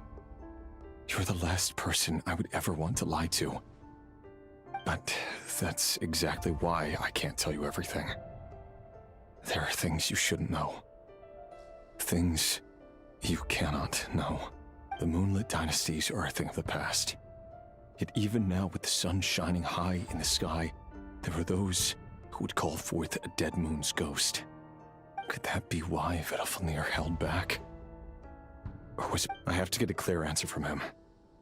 No matter what happens, I will protect Thelindis. Rerir seems to be very concerned by Vedalfnir and Dainsleif, the Visionary and Twilight Sword. So that's what they were really like. I've investigated this whole area now. There doesn't seem to be any other memories here. Should I try somewhere else? Wait a second. What's this black smoke?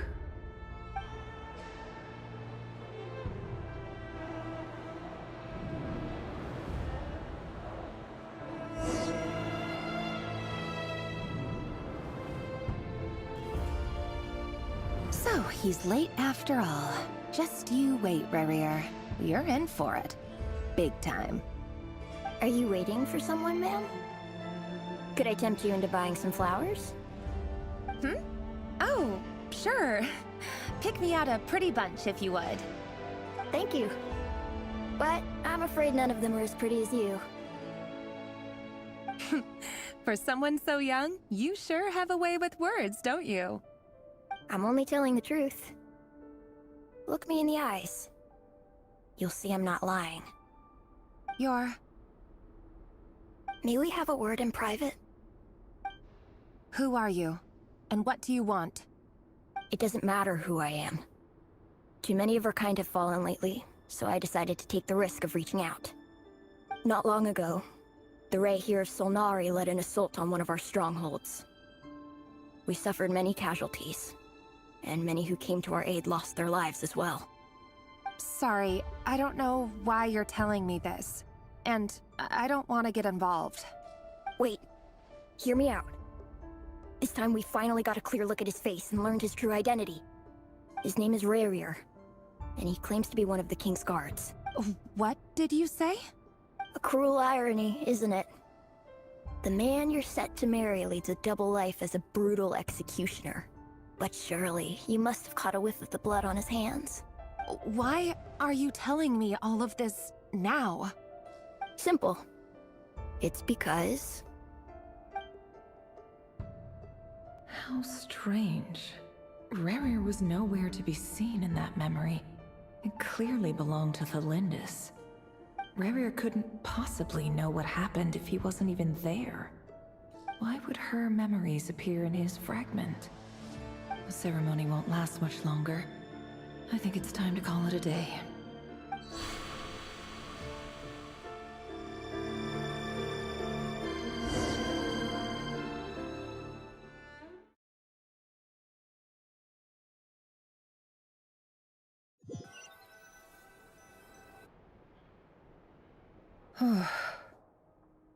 So that was your doing?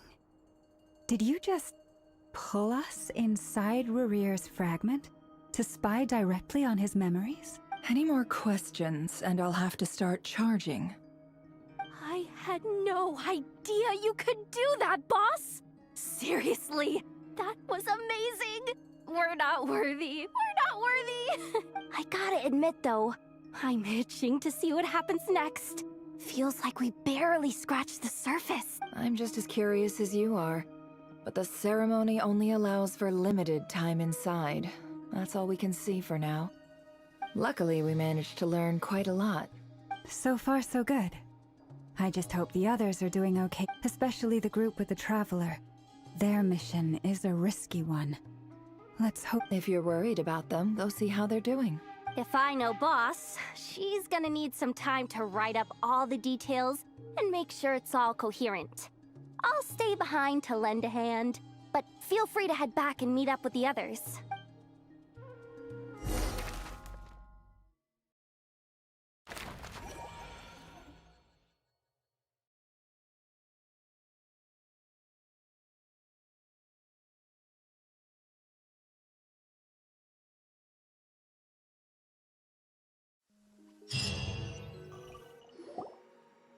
Oh, they've been prowling around for nearly 2 days now.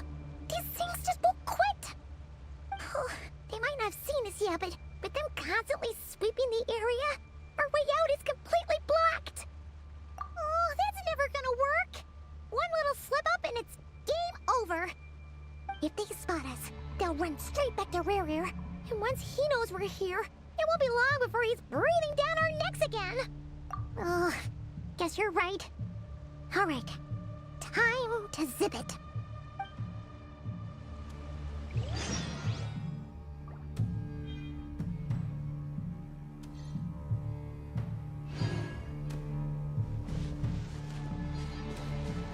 Quick, hide! We almost got spotted. Phew, that was a close call.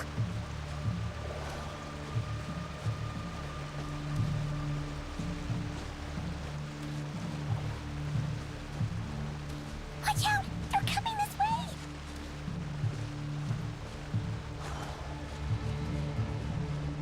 Keep going. We're nearly there. This is the final hurdle.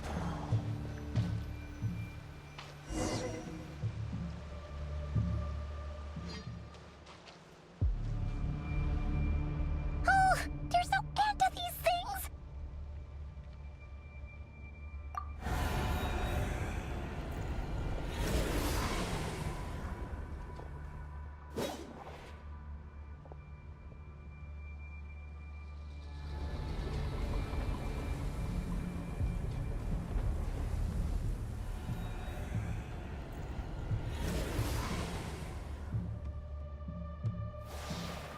Fire. Fire? Wait, what's that smell? Oh no, there's a fire!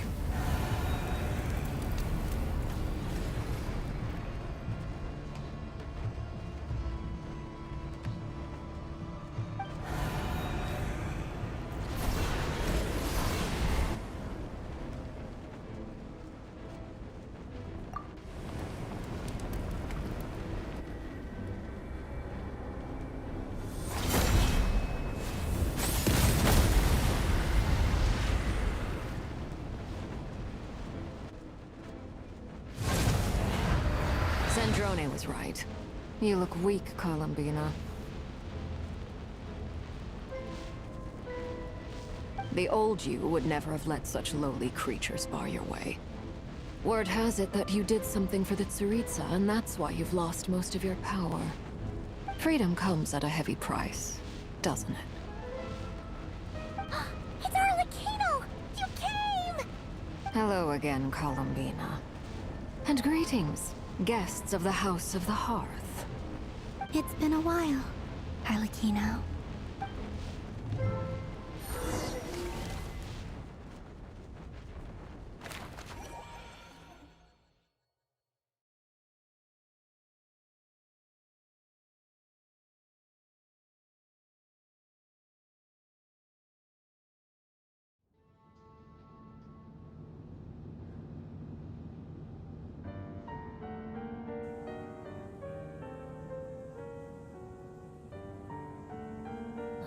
Stupid right here of stupid Solnari. Ugh, whatever. I've got all the data I need. Next time we meet, you're finished.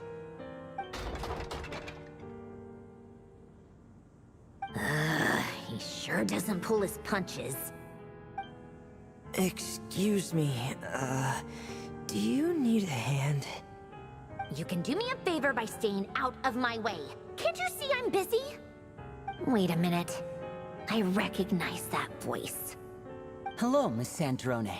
Father sent us over to help. Huh. How considerate of her. Hey, Fremine, get over here and help me fix this. Lenny, you do your thing. Just keep your sister away from my machines. Nearly every machine that Catgirl touches ends up going haywire. Go put her on cleaning duty or something.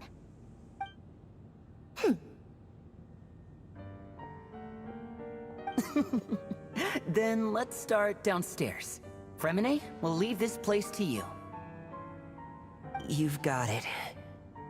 Wait a second. Pretty sure there's still some tea in the cupboard. If you want some, you'll have to make it yourselves.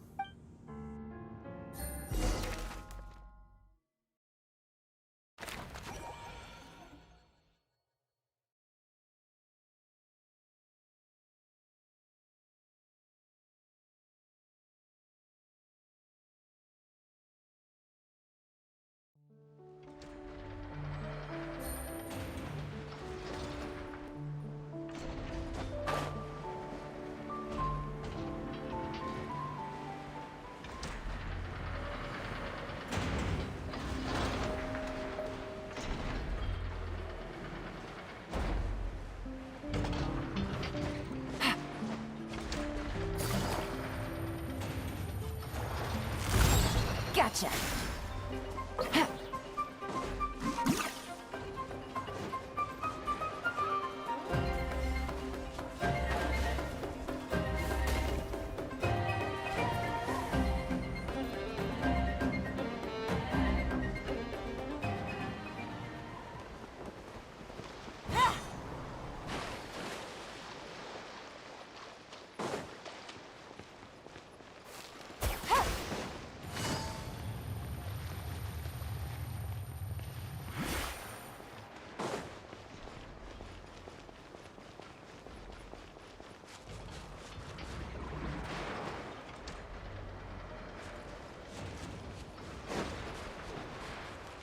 Take it easy.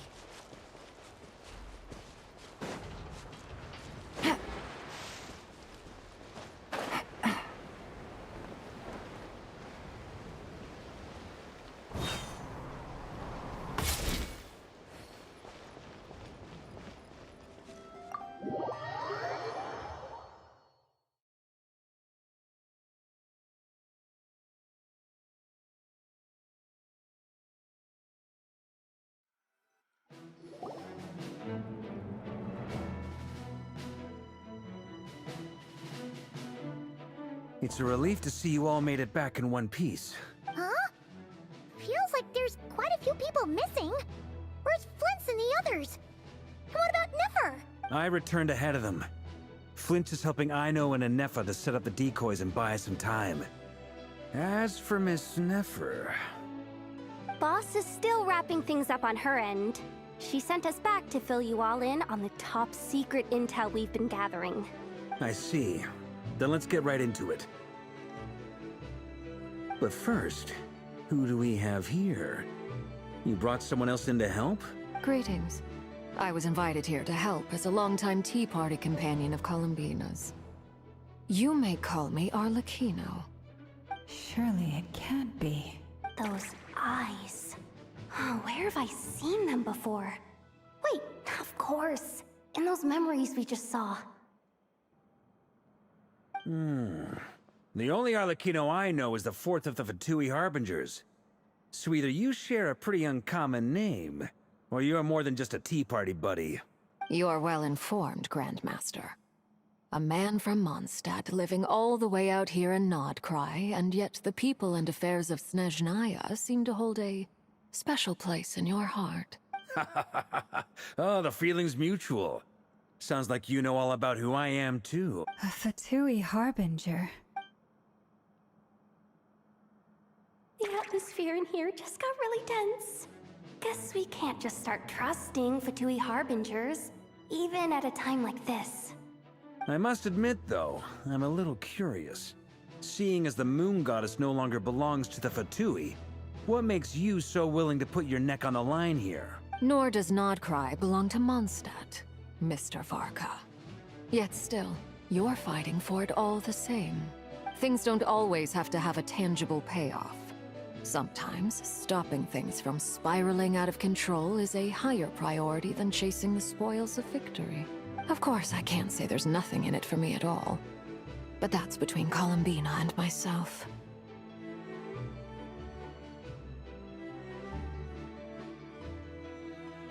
Forgive me. I don't mean to doubt you. It's just that the Fatui really have been the source of many of our troubles. We have our own way of doing things here in Krai. But ever since they arrived, the Fatui have treated us with nothing but hostility. I know there's been a lot of bad blood between us in the past. I've done my utmost to avoid friction whenever I could. But sometimes fundamental conflicts of interest simply can't be settled amicably. That's why I'm here solely in a personal capacity. This has nothing to do with the Fatui. As a gesture of good faith, I'll be frank. I can help Columbina track down the iridescent moon's marrow, which will help her restore more of her power. Anyway, what else is on the agenda? Let's begin. She says she'll be frank, then completely skips over the details. Looks like she doesn't want to give away too many secrets after all. But she clearly wants to change the subject. It'd be awkward if I tried to bring it up again now. I guess we'll just have to go along with it. She's the fourth of the Fatui Harbingers after all. One look and you can tell she's not someone you'd want to mess with.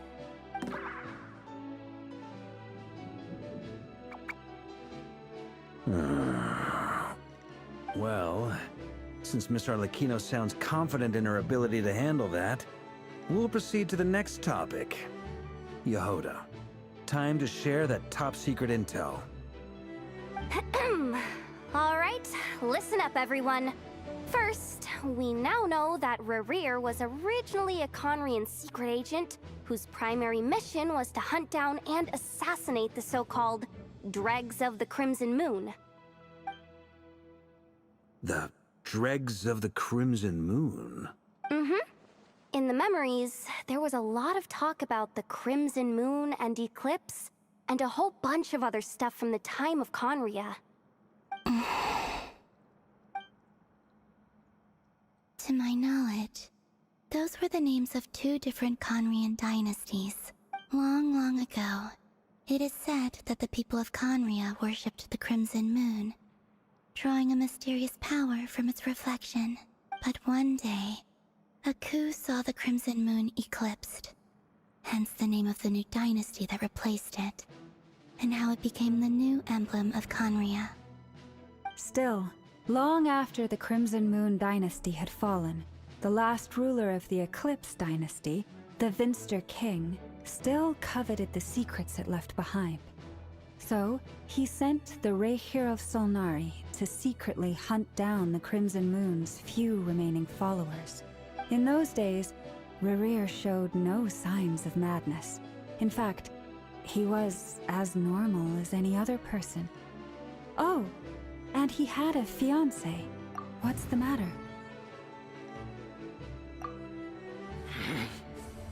Stephanie, Granddaughter, Flinders.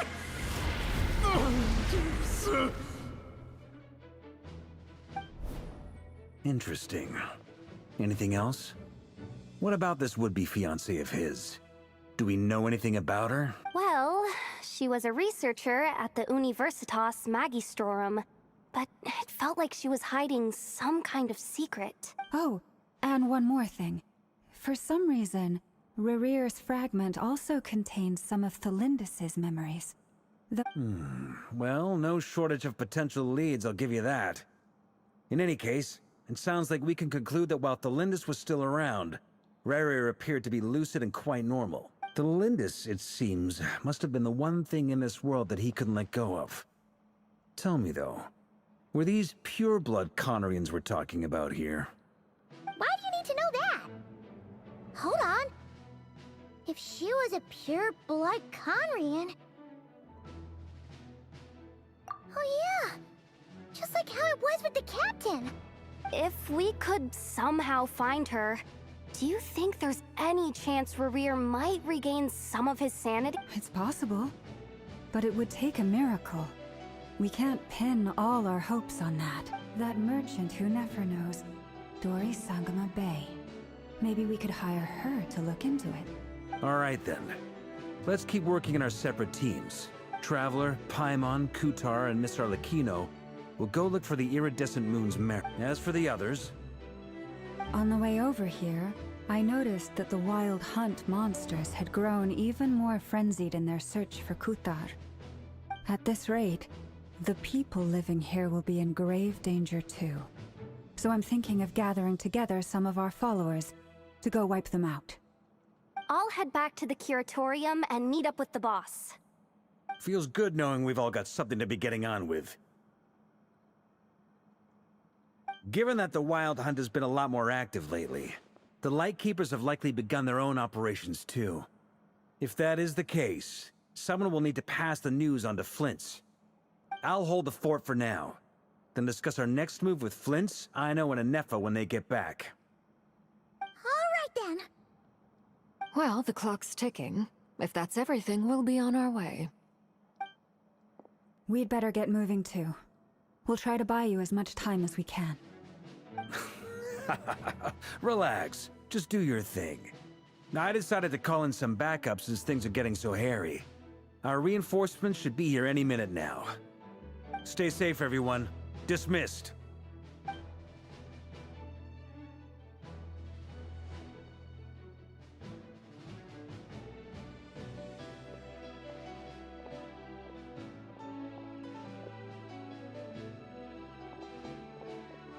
We're back. Did we get here a little early? A tad late. The others have already set off. To summarize, our resident moon goddess has found us a new ally, and Boss Nefer has uncovered some promising info. Everything going smoothly on your end? Not great. I don't know how long we can stall them for.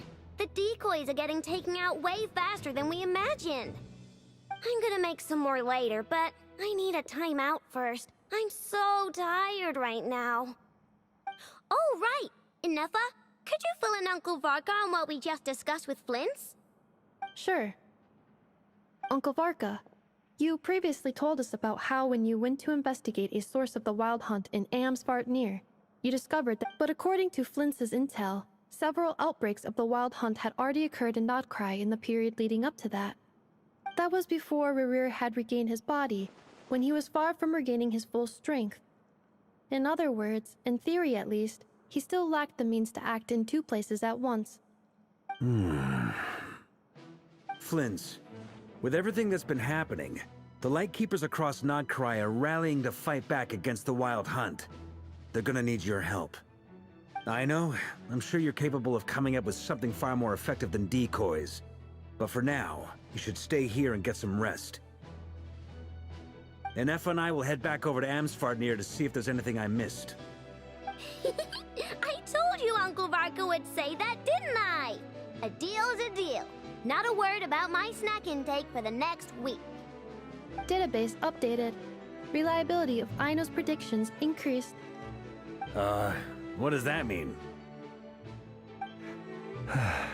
They were betting on how you'd respond after hearing their intel.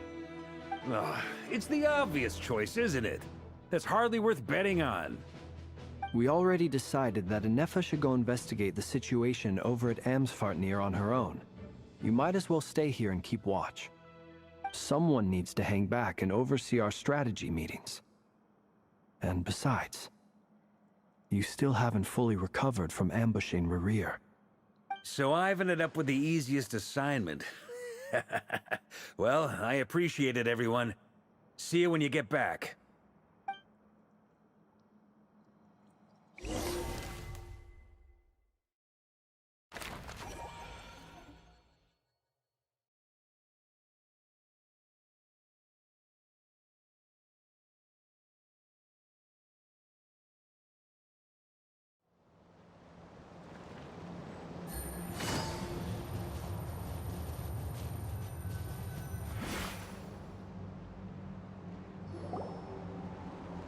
Here, this will serve as a good spot to cross over. Arlecchino, hold up a second. Since you brought us all this way, would you mind telling us what you got planned? We still haven't got the slightest idea what's going on here. And if even Columbina doesn't know where the iridescent moon's marrow is, how do you? Simple.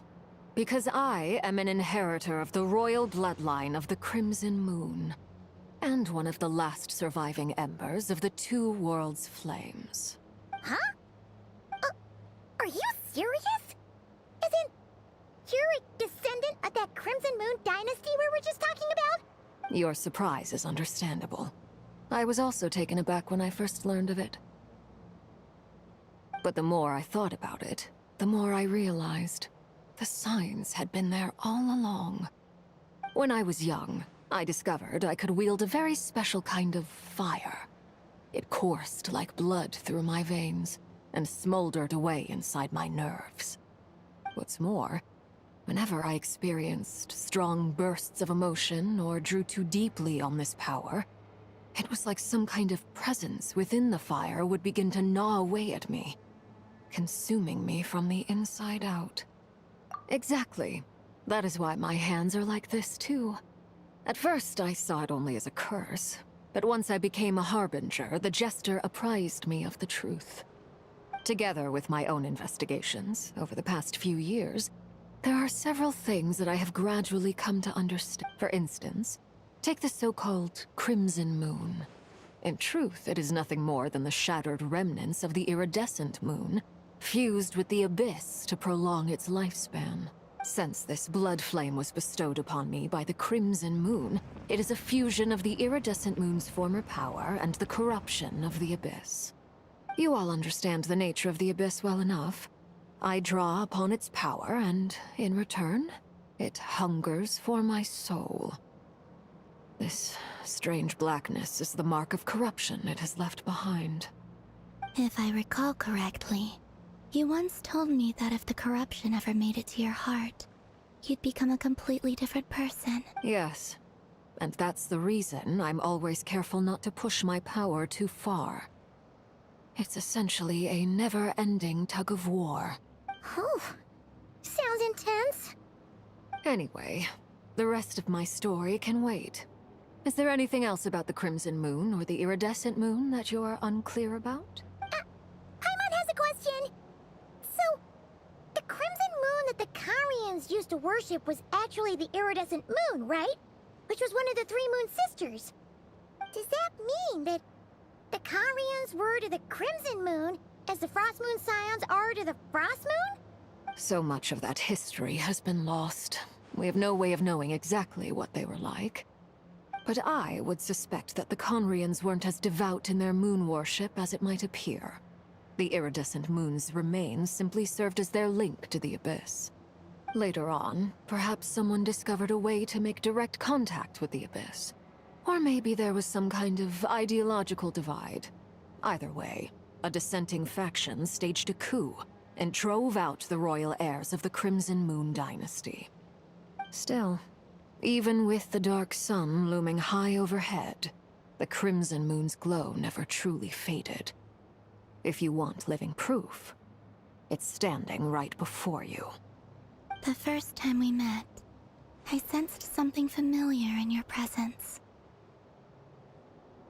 When I looked at you, I felt I could see that mysterious red moon in the corner of my eye. In your flames, I saw its broken image, surrounded by a strange black aura. Well, I appreciate that you kept it to yourself. Much about the Crimson Moon is still a mystery, and I'd prefer not to end up as the object of an insane research project. Anyway, time is against us here, so if there's any other questions, they'll have to wait. I just want to make sure I've got one thing straight. In her letter, Sandrone mentioned that since you are unable to contain the iridescent moon's marrow yourself, you intend to leave it in my custody. Correct? That's right. For now, it's the only way I can pay you back for your help. The iridescent moon is already part of who you are, so with its marrow in your possession, you'll be even more powerful than before. Deal. Then let's get started. Get what started? What does this place have to do with the Crimson Moon? When I first became a Harbinger, the Jester gave me a book called Harry, also known as Leobranto Ina. You should be able to buy a copy next time you're in Fontaine. It's a love story set in the Crimson Moon era. In the Crimson Moon era, or so the story goes, there was an orphanage that received children from beyond the bounds of this world, and subjected them to a peculiar induction ceremony. Beyond the bounds of this world? For real? And what kind of induction ceremony? The Crimson Moon sages looked beyond this world for beings with powers that surpassed the gods. But fearing they might lose control, they subjected these children to a process of refinement. They made these children crawl up a fireplace and kept asking them, "Have you died? Did you see it?" Until they finally admitted to having died and seen a crimson moon. The adults embraced the children who passed the ritual, telling them, "Within the fireplace, you have traversed the flames between two worlds. Here and now, you are born anew." The book leaves much unsaid, but I suspect that this was their way of... That explains why I can't sense the Crimson Moon's marrow in this world. It makes sense that it would be sealed in a special space that can only be accessed temporarily through some kind... But there's no fireplace here! Do you see a chimney anywhere? Oh, are we supposed to build it ourselves? Okay, fine. Paimon will go find some bricks. That won't be necessary. The fireplace is purely symbolic. The key to the ritual is crossing the flames between two worlds. Those burned away by such flames leave behind a kind of ghostly afterimage in the world. In short, I can open a passage to that space for you. The catch is I'll need to stay on this side to keep the passage open, so I won't be able to come with you. Once you're inside, you'll have to find your own way. Very well. Then I'll open it up. Traveler, spare me a little more moonlight if you would. I may need it.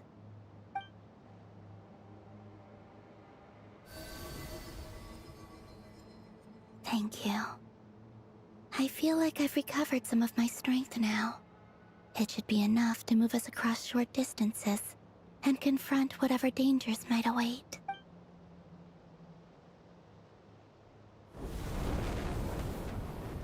Mistress of the seven hues of ages past, great mother of the present, crimson-clad sovereign of the two realms, By fire severed, by fire renewed. I offer myself now and beseech your descent.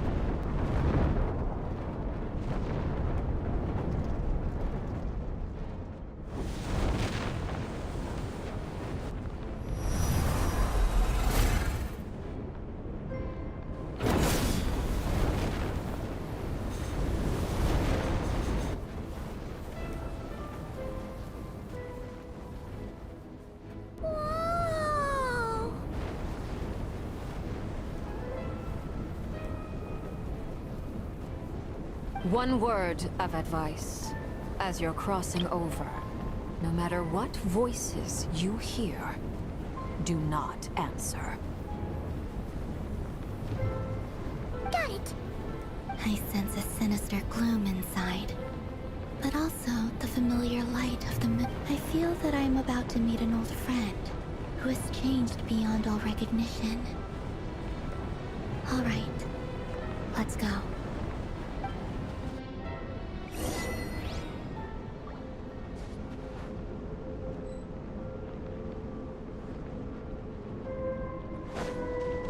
Take it easy.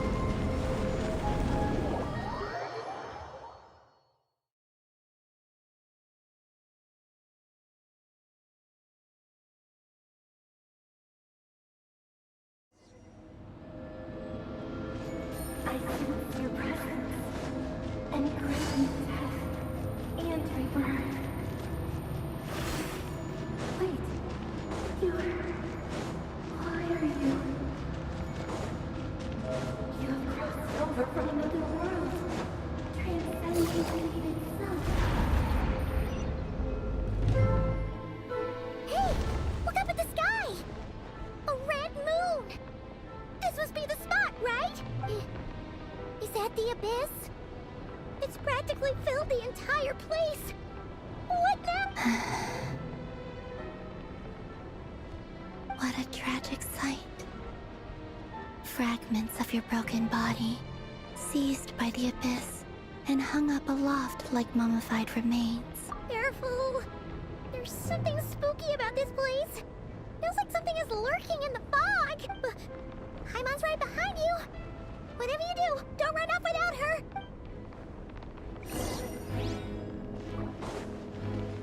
By the way, Columbina, didn't you tell us that the iridescent moon had shattered into pieces? The moon up there looks pretty whole to Paimon. How is that possible?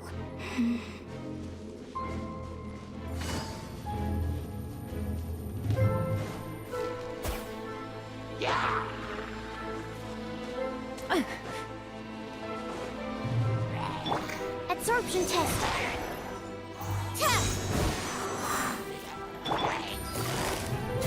Busted.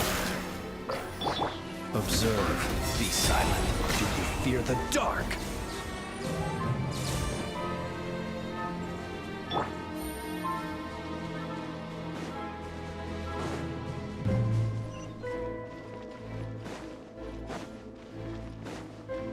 Just like I thought.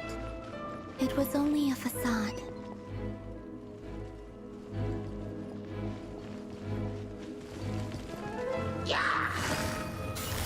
Gotcha. Cool it. Things are about to get dicey. Animal hypostasis, Emil? The long sleep beckons. Close your eyes.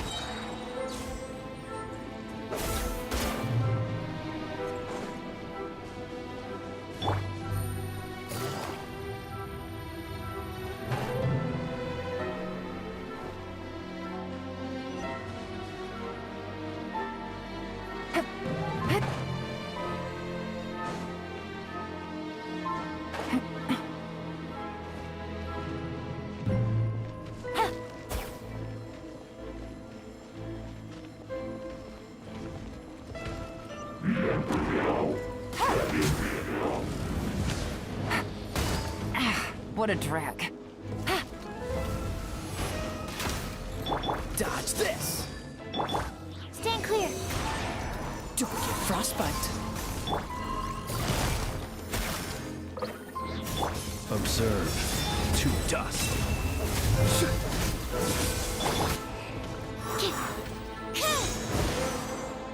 Absorption test.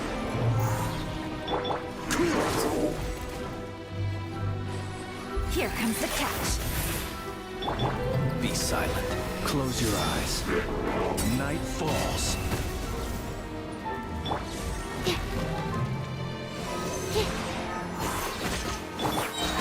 Quietly now. Enhanced animal module 75. Are you quite finished? Observe. Close your eyes. Night falls.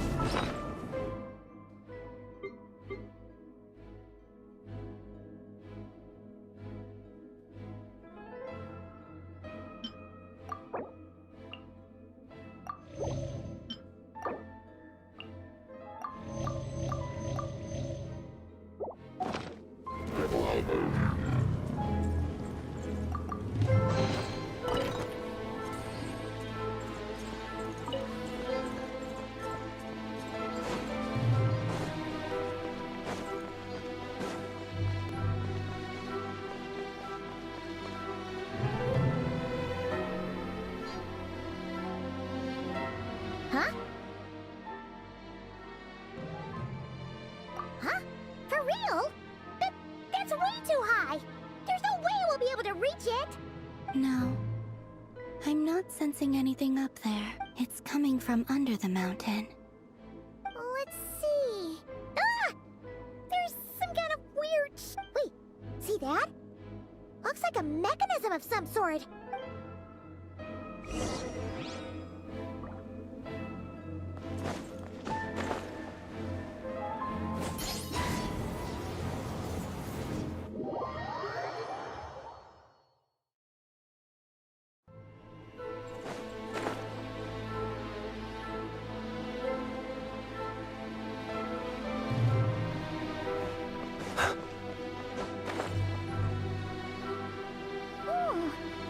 Looks like a device from the time of Krai. Maybe people once came here to study the Crimson Moon's domain, and they left this behind. Oh, if we can activate it, we might find some clues.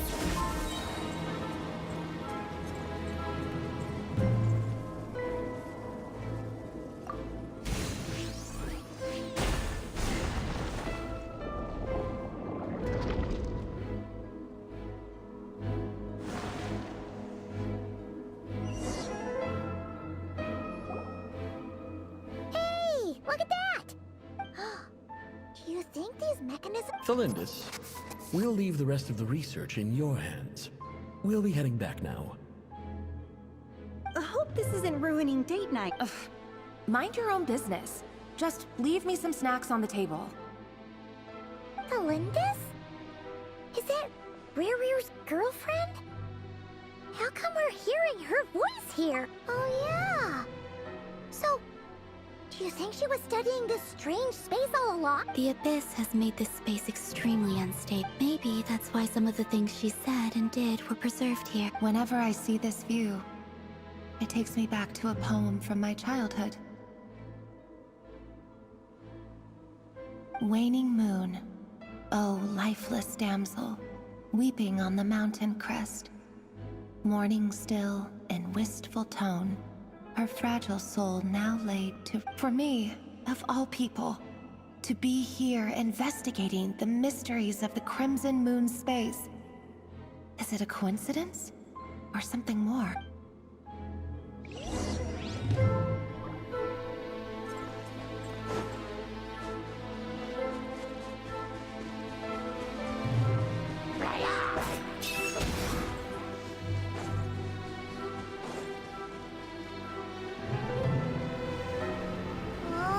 Looks like the Abyss has messed up this mechanism.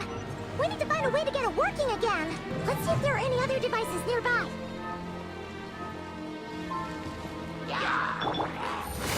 Busted. Animal test 6308. Be Be silent.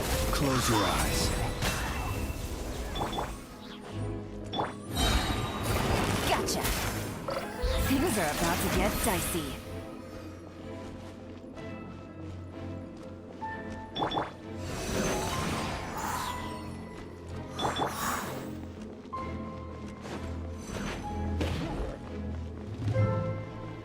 Observe. Close your eyes. Do you fear the... Quietly now. Freeze!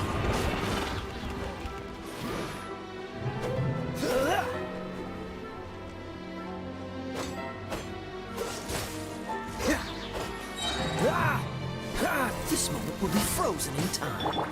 Busted. Observe. Close your eyes.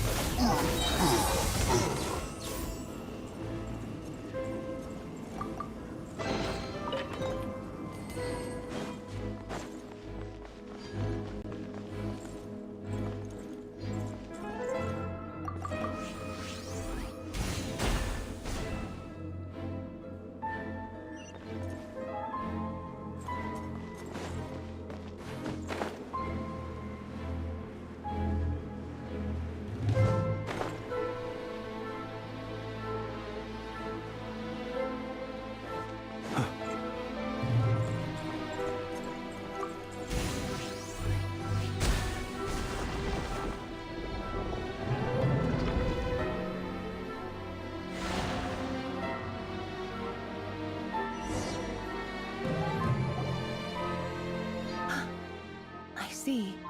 So the moon marrow, or rather the power of the 3 moons, is the key to if it really does exist, then maybe this madness can finally be put to an...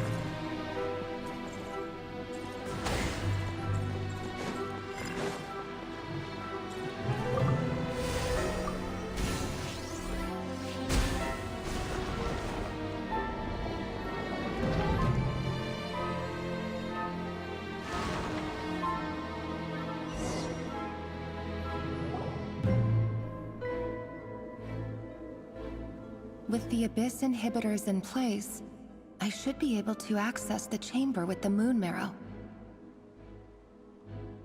Oh, Revier, with every step you take, you're drifting further from what you truly desire. But you're not the root of the problem.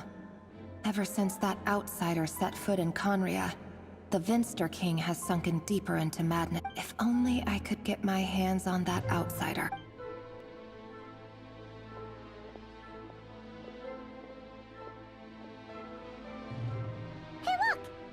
Reflection is back to normal. Elendis' voice mentioned a chamber with the moon marrow. Do you think maybe it's hidden in the moon's reflection? It must be. For within it, I sense the fragile aura of a dying soul. Then there's no time to lose!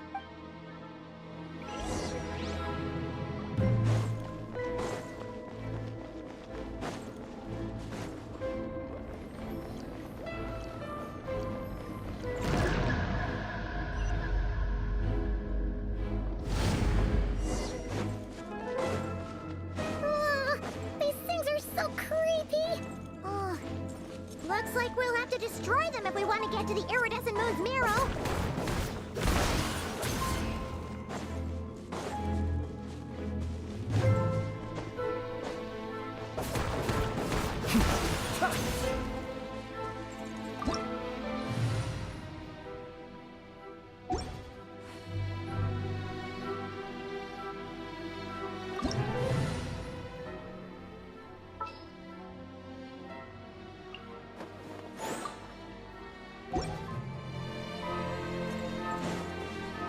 The iridescent moon's marrow!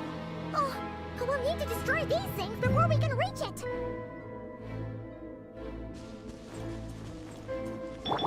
protect us.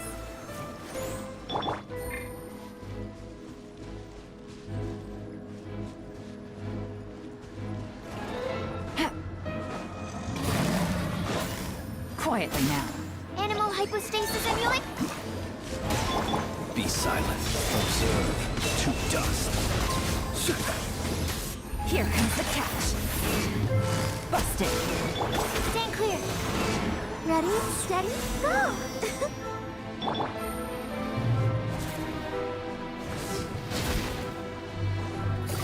Quietly now.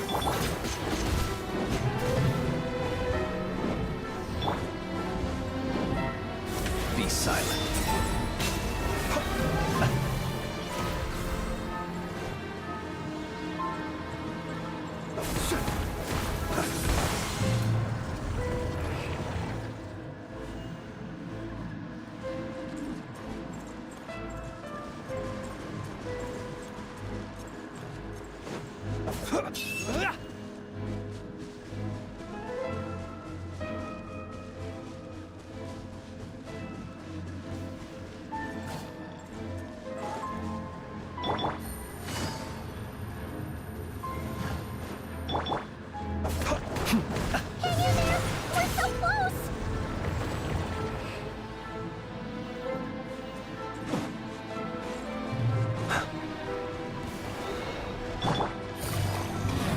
Gotcha.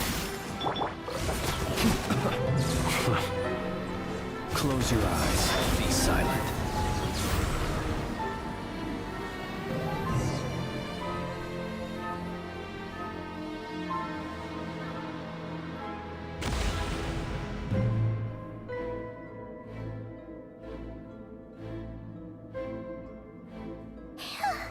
The iridescent moon's marrow. Still, if we can purify the abyssal...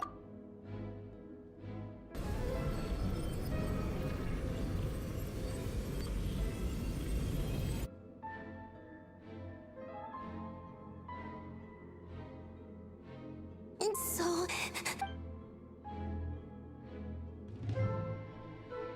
Is it you? Huh? Are you... At long last, I can see you once more.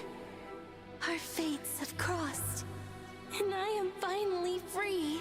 I'm sorry. I lied to you. Even knowing what was to come, I still couldn't let go of the fear in my heart. As death drew near, the moment the moon shattered, my body began to split apart piece by piece. Like I was being cut into pieces by 1,000 blunt blades. Tell me, what was it that brought you to us all that time ago? If only I had possessed your courage, then I might have been spared this. You look so puzzled. That's how I felt too when I first saw you. But trust me when I say that everything happens for a reason. Farewell, Hypo.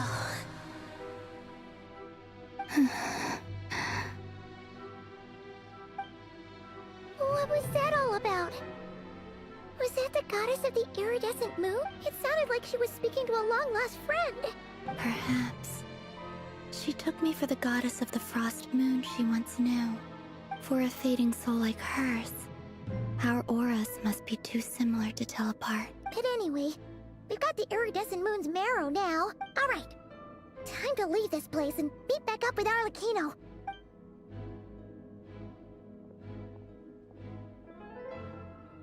That's odd.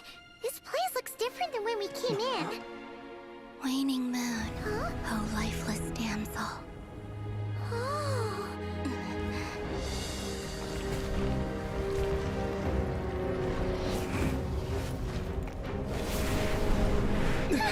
Hurry! The place is collapsing! It wants to trap us here. Who's it? The Abyss? Now we've taken the moon marrow. All that's left here is a dark will. It will show us no mercy.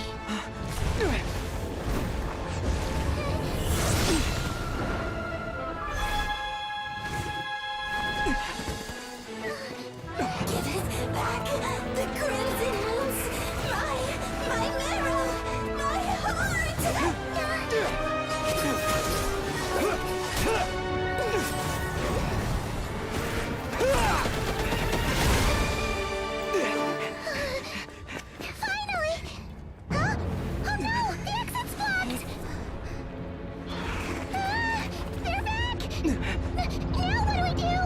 This is where you fall. Witness my rise. Hey, what are you waiting for?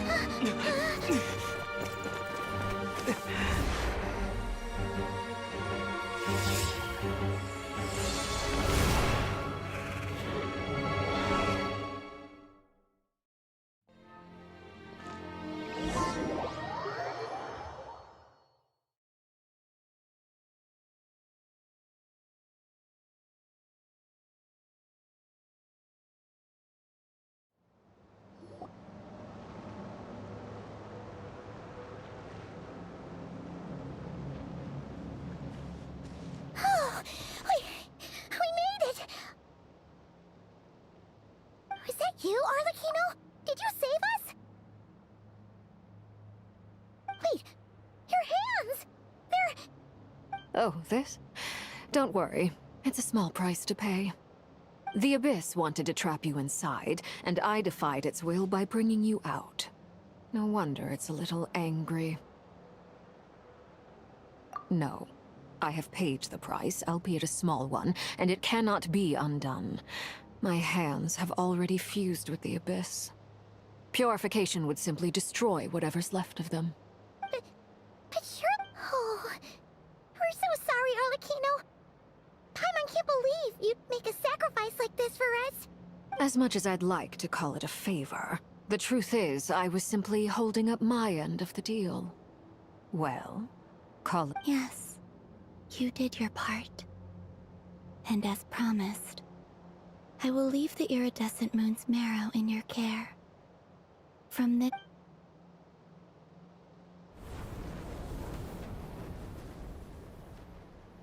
I'll take that as a blessing. Now, Columbina, give me your hand. Accept this moonlight I offer in return.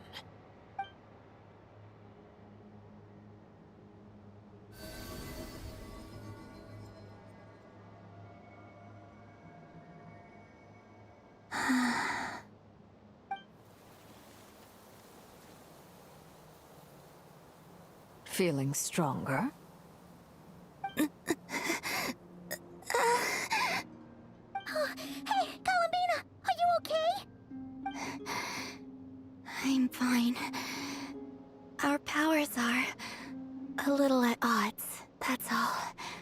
By the Frost Moon's authority alone, wielding the power of the other moons was always going to be a stretch.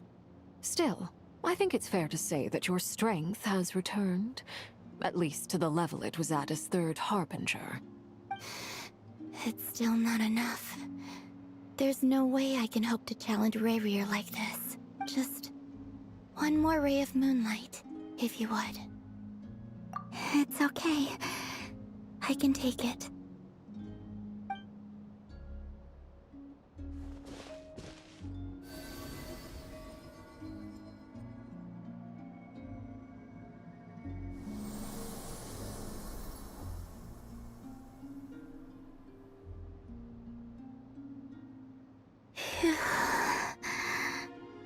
How about now? Fighting fit? At the very least, I won't have to stay hidden like before. I want to see him gone from Krai. The Rayhir of Solnari and his wild hunt must be sent back where they belong. Well, it's good to have something to aim for. You certainly seem more alive now than you did earlier. When I first met you, you didn't strike me as a ray of moonlight. More like a wisp of fog drifting in from who knows where, ready to scatter at the first sign of a breeze. But now, you're full of vitality. Just like the Frost Moon, once the brightest of them all. May you keep shining, Columbina. This is who you are. Thank you. Look after yourself too, Arlecchino. I know you have plans of your own, and that's why you're always seeking to grow stronger. But whatever you're after, don't let the Abyss take a hold of you. I do not wish to see you go down the same path as Rayrir. I appreciate the concern, Columbina. Although perhaps it's time you took a new name. A new name? Kutar, the Moon Maiden, Columbina, they're nothing more than code names. They describe who she is and the roles she's played, but they're not her real name. We often use code names in the House of the Hearth, too. But it's knowing your real name that keeps you grounded. Up till now, you've been living a wandering life, so you've probably never really cared. All I'll say is this.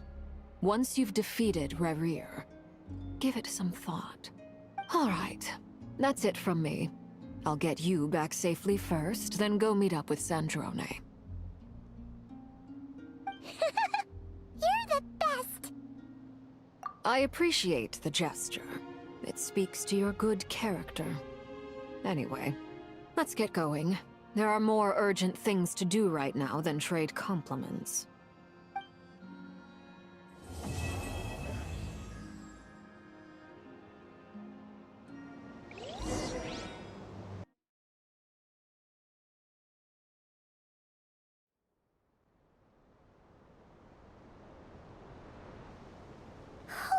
It was a close call, but we got the iridescent moon's marrow and restored Columbina's strength. And that's...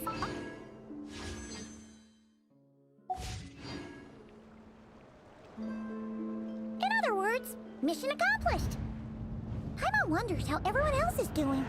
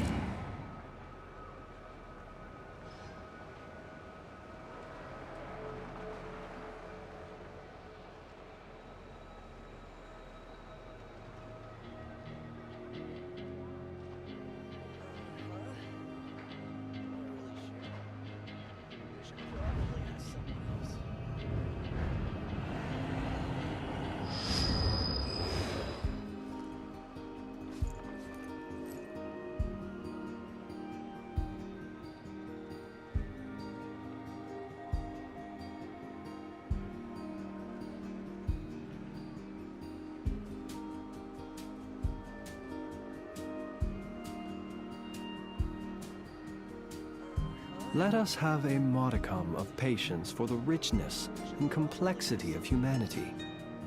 The wanton cruelty of the few is not worth our ire.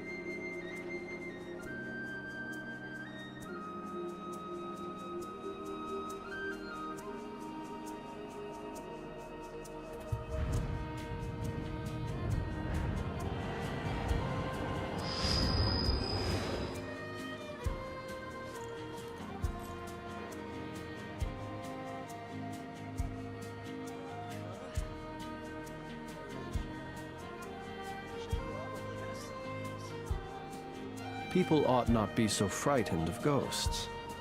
They are merely talking shadows, chattering away endlessly about their past affairs.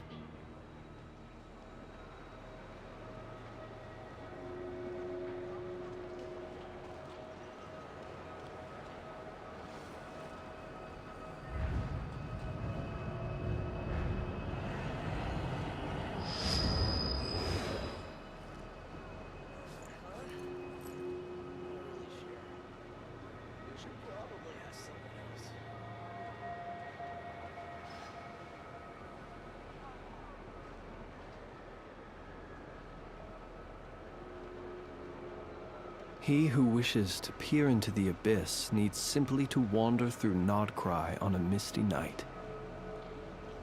The march of the wild hunt will be sure to drag him into the darkness.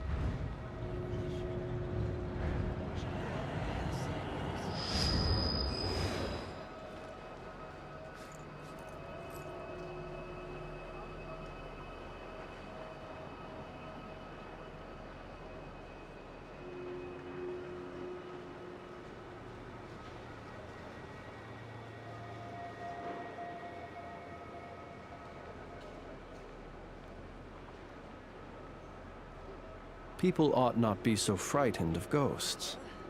They are merely talking shadows, chattering away endlessly about their past affairs.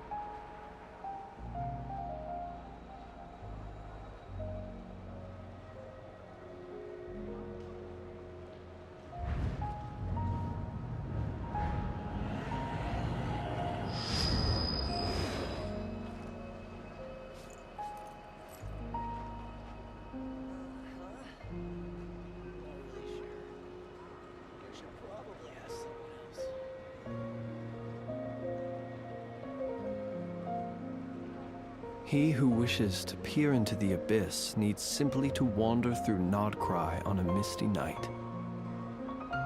The march of the wild hunt will be sure to drag him into the darkness.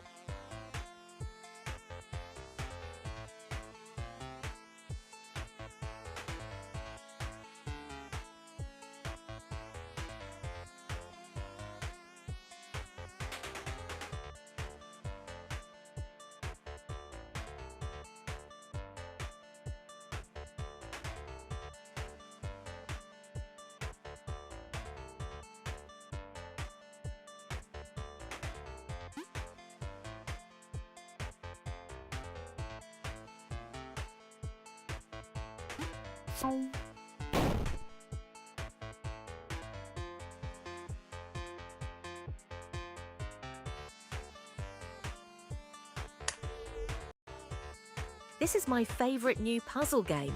You have to free the red arrow by removing all of the arrows around it. If you're looking for something which is relaxing but keeps your mind sharp, then arrows, puzzle escape, is what you're looking for.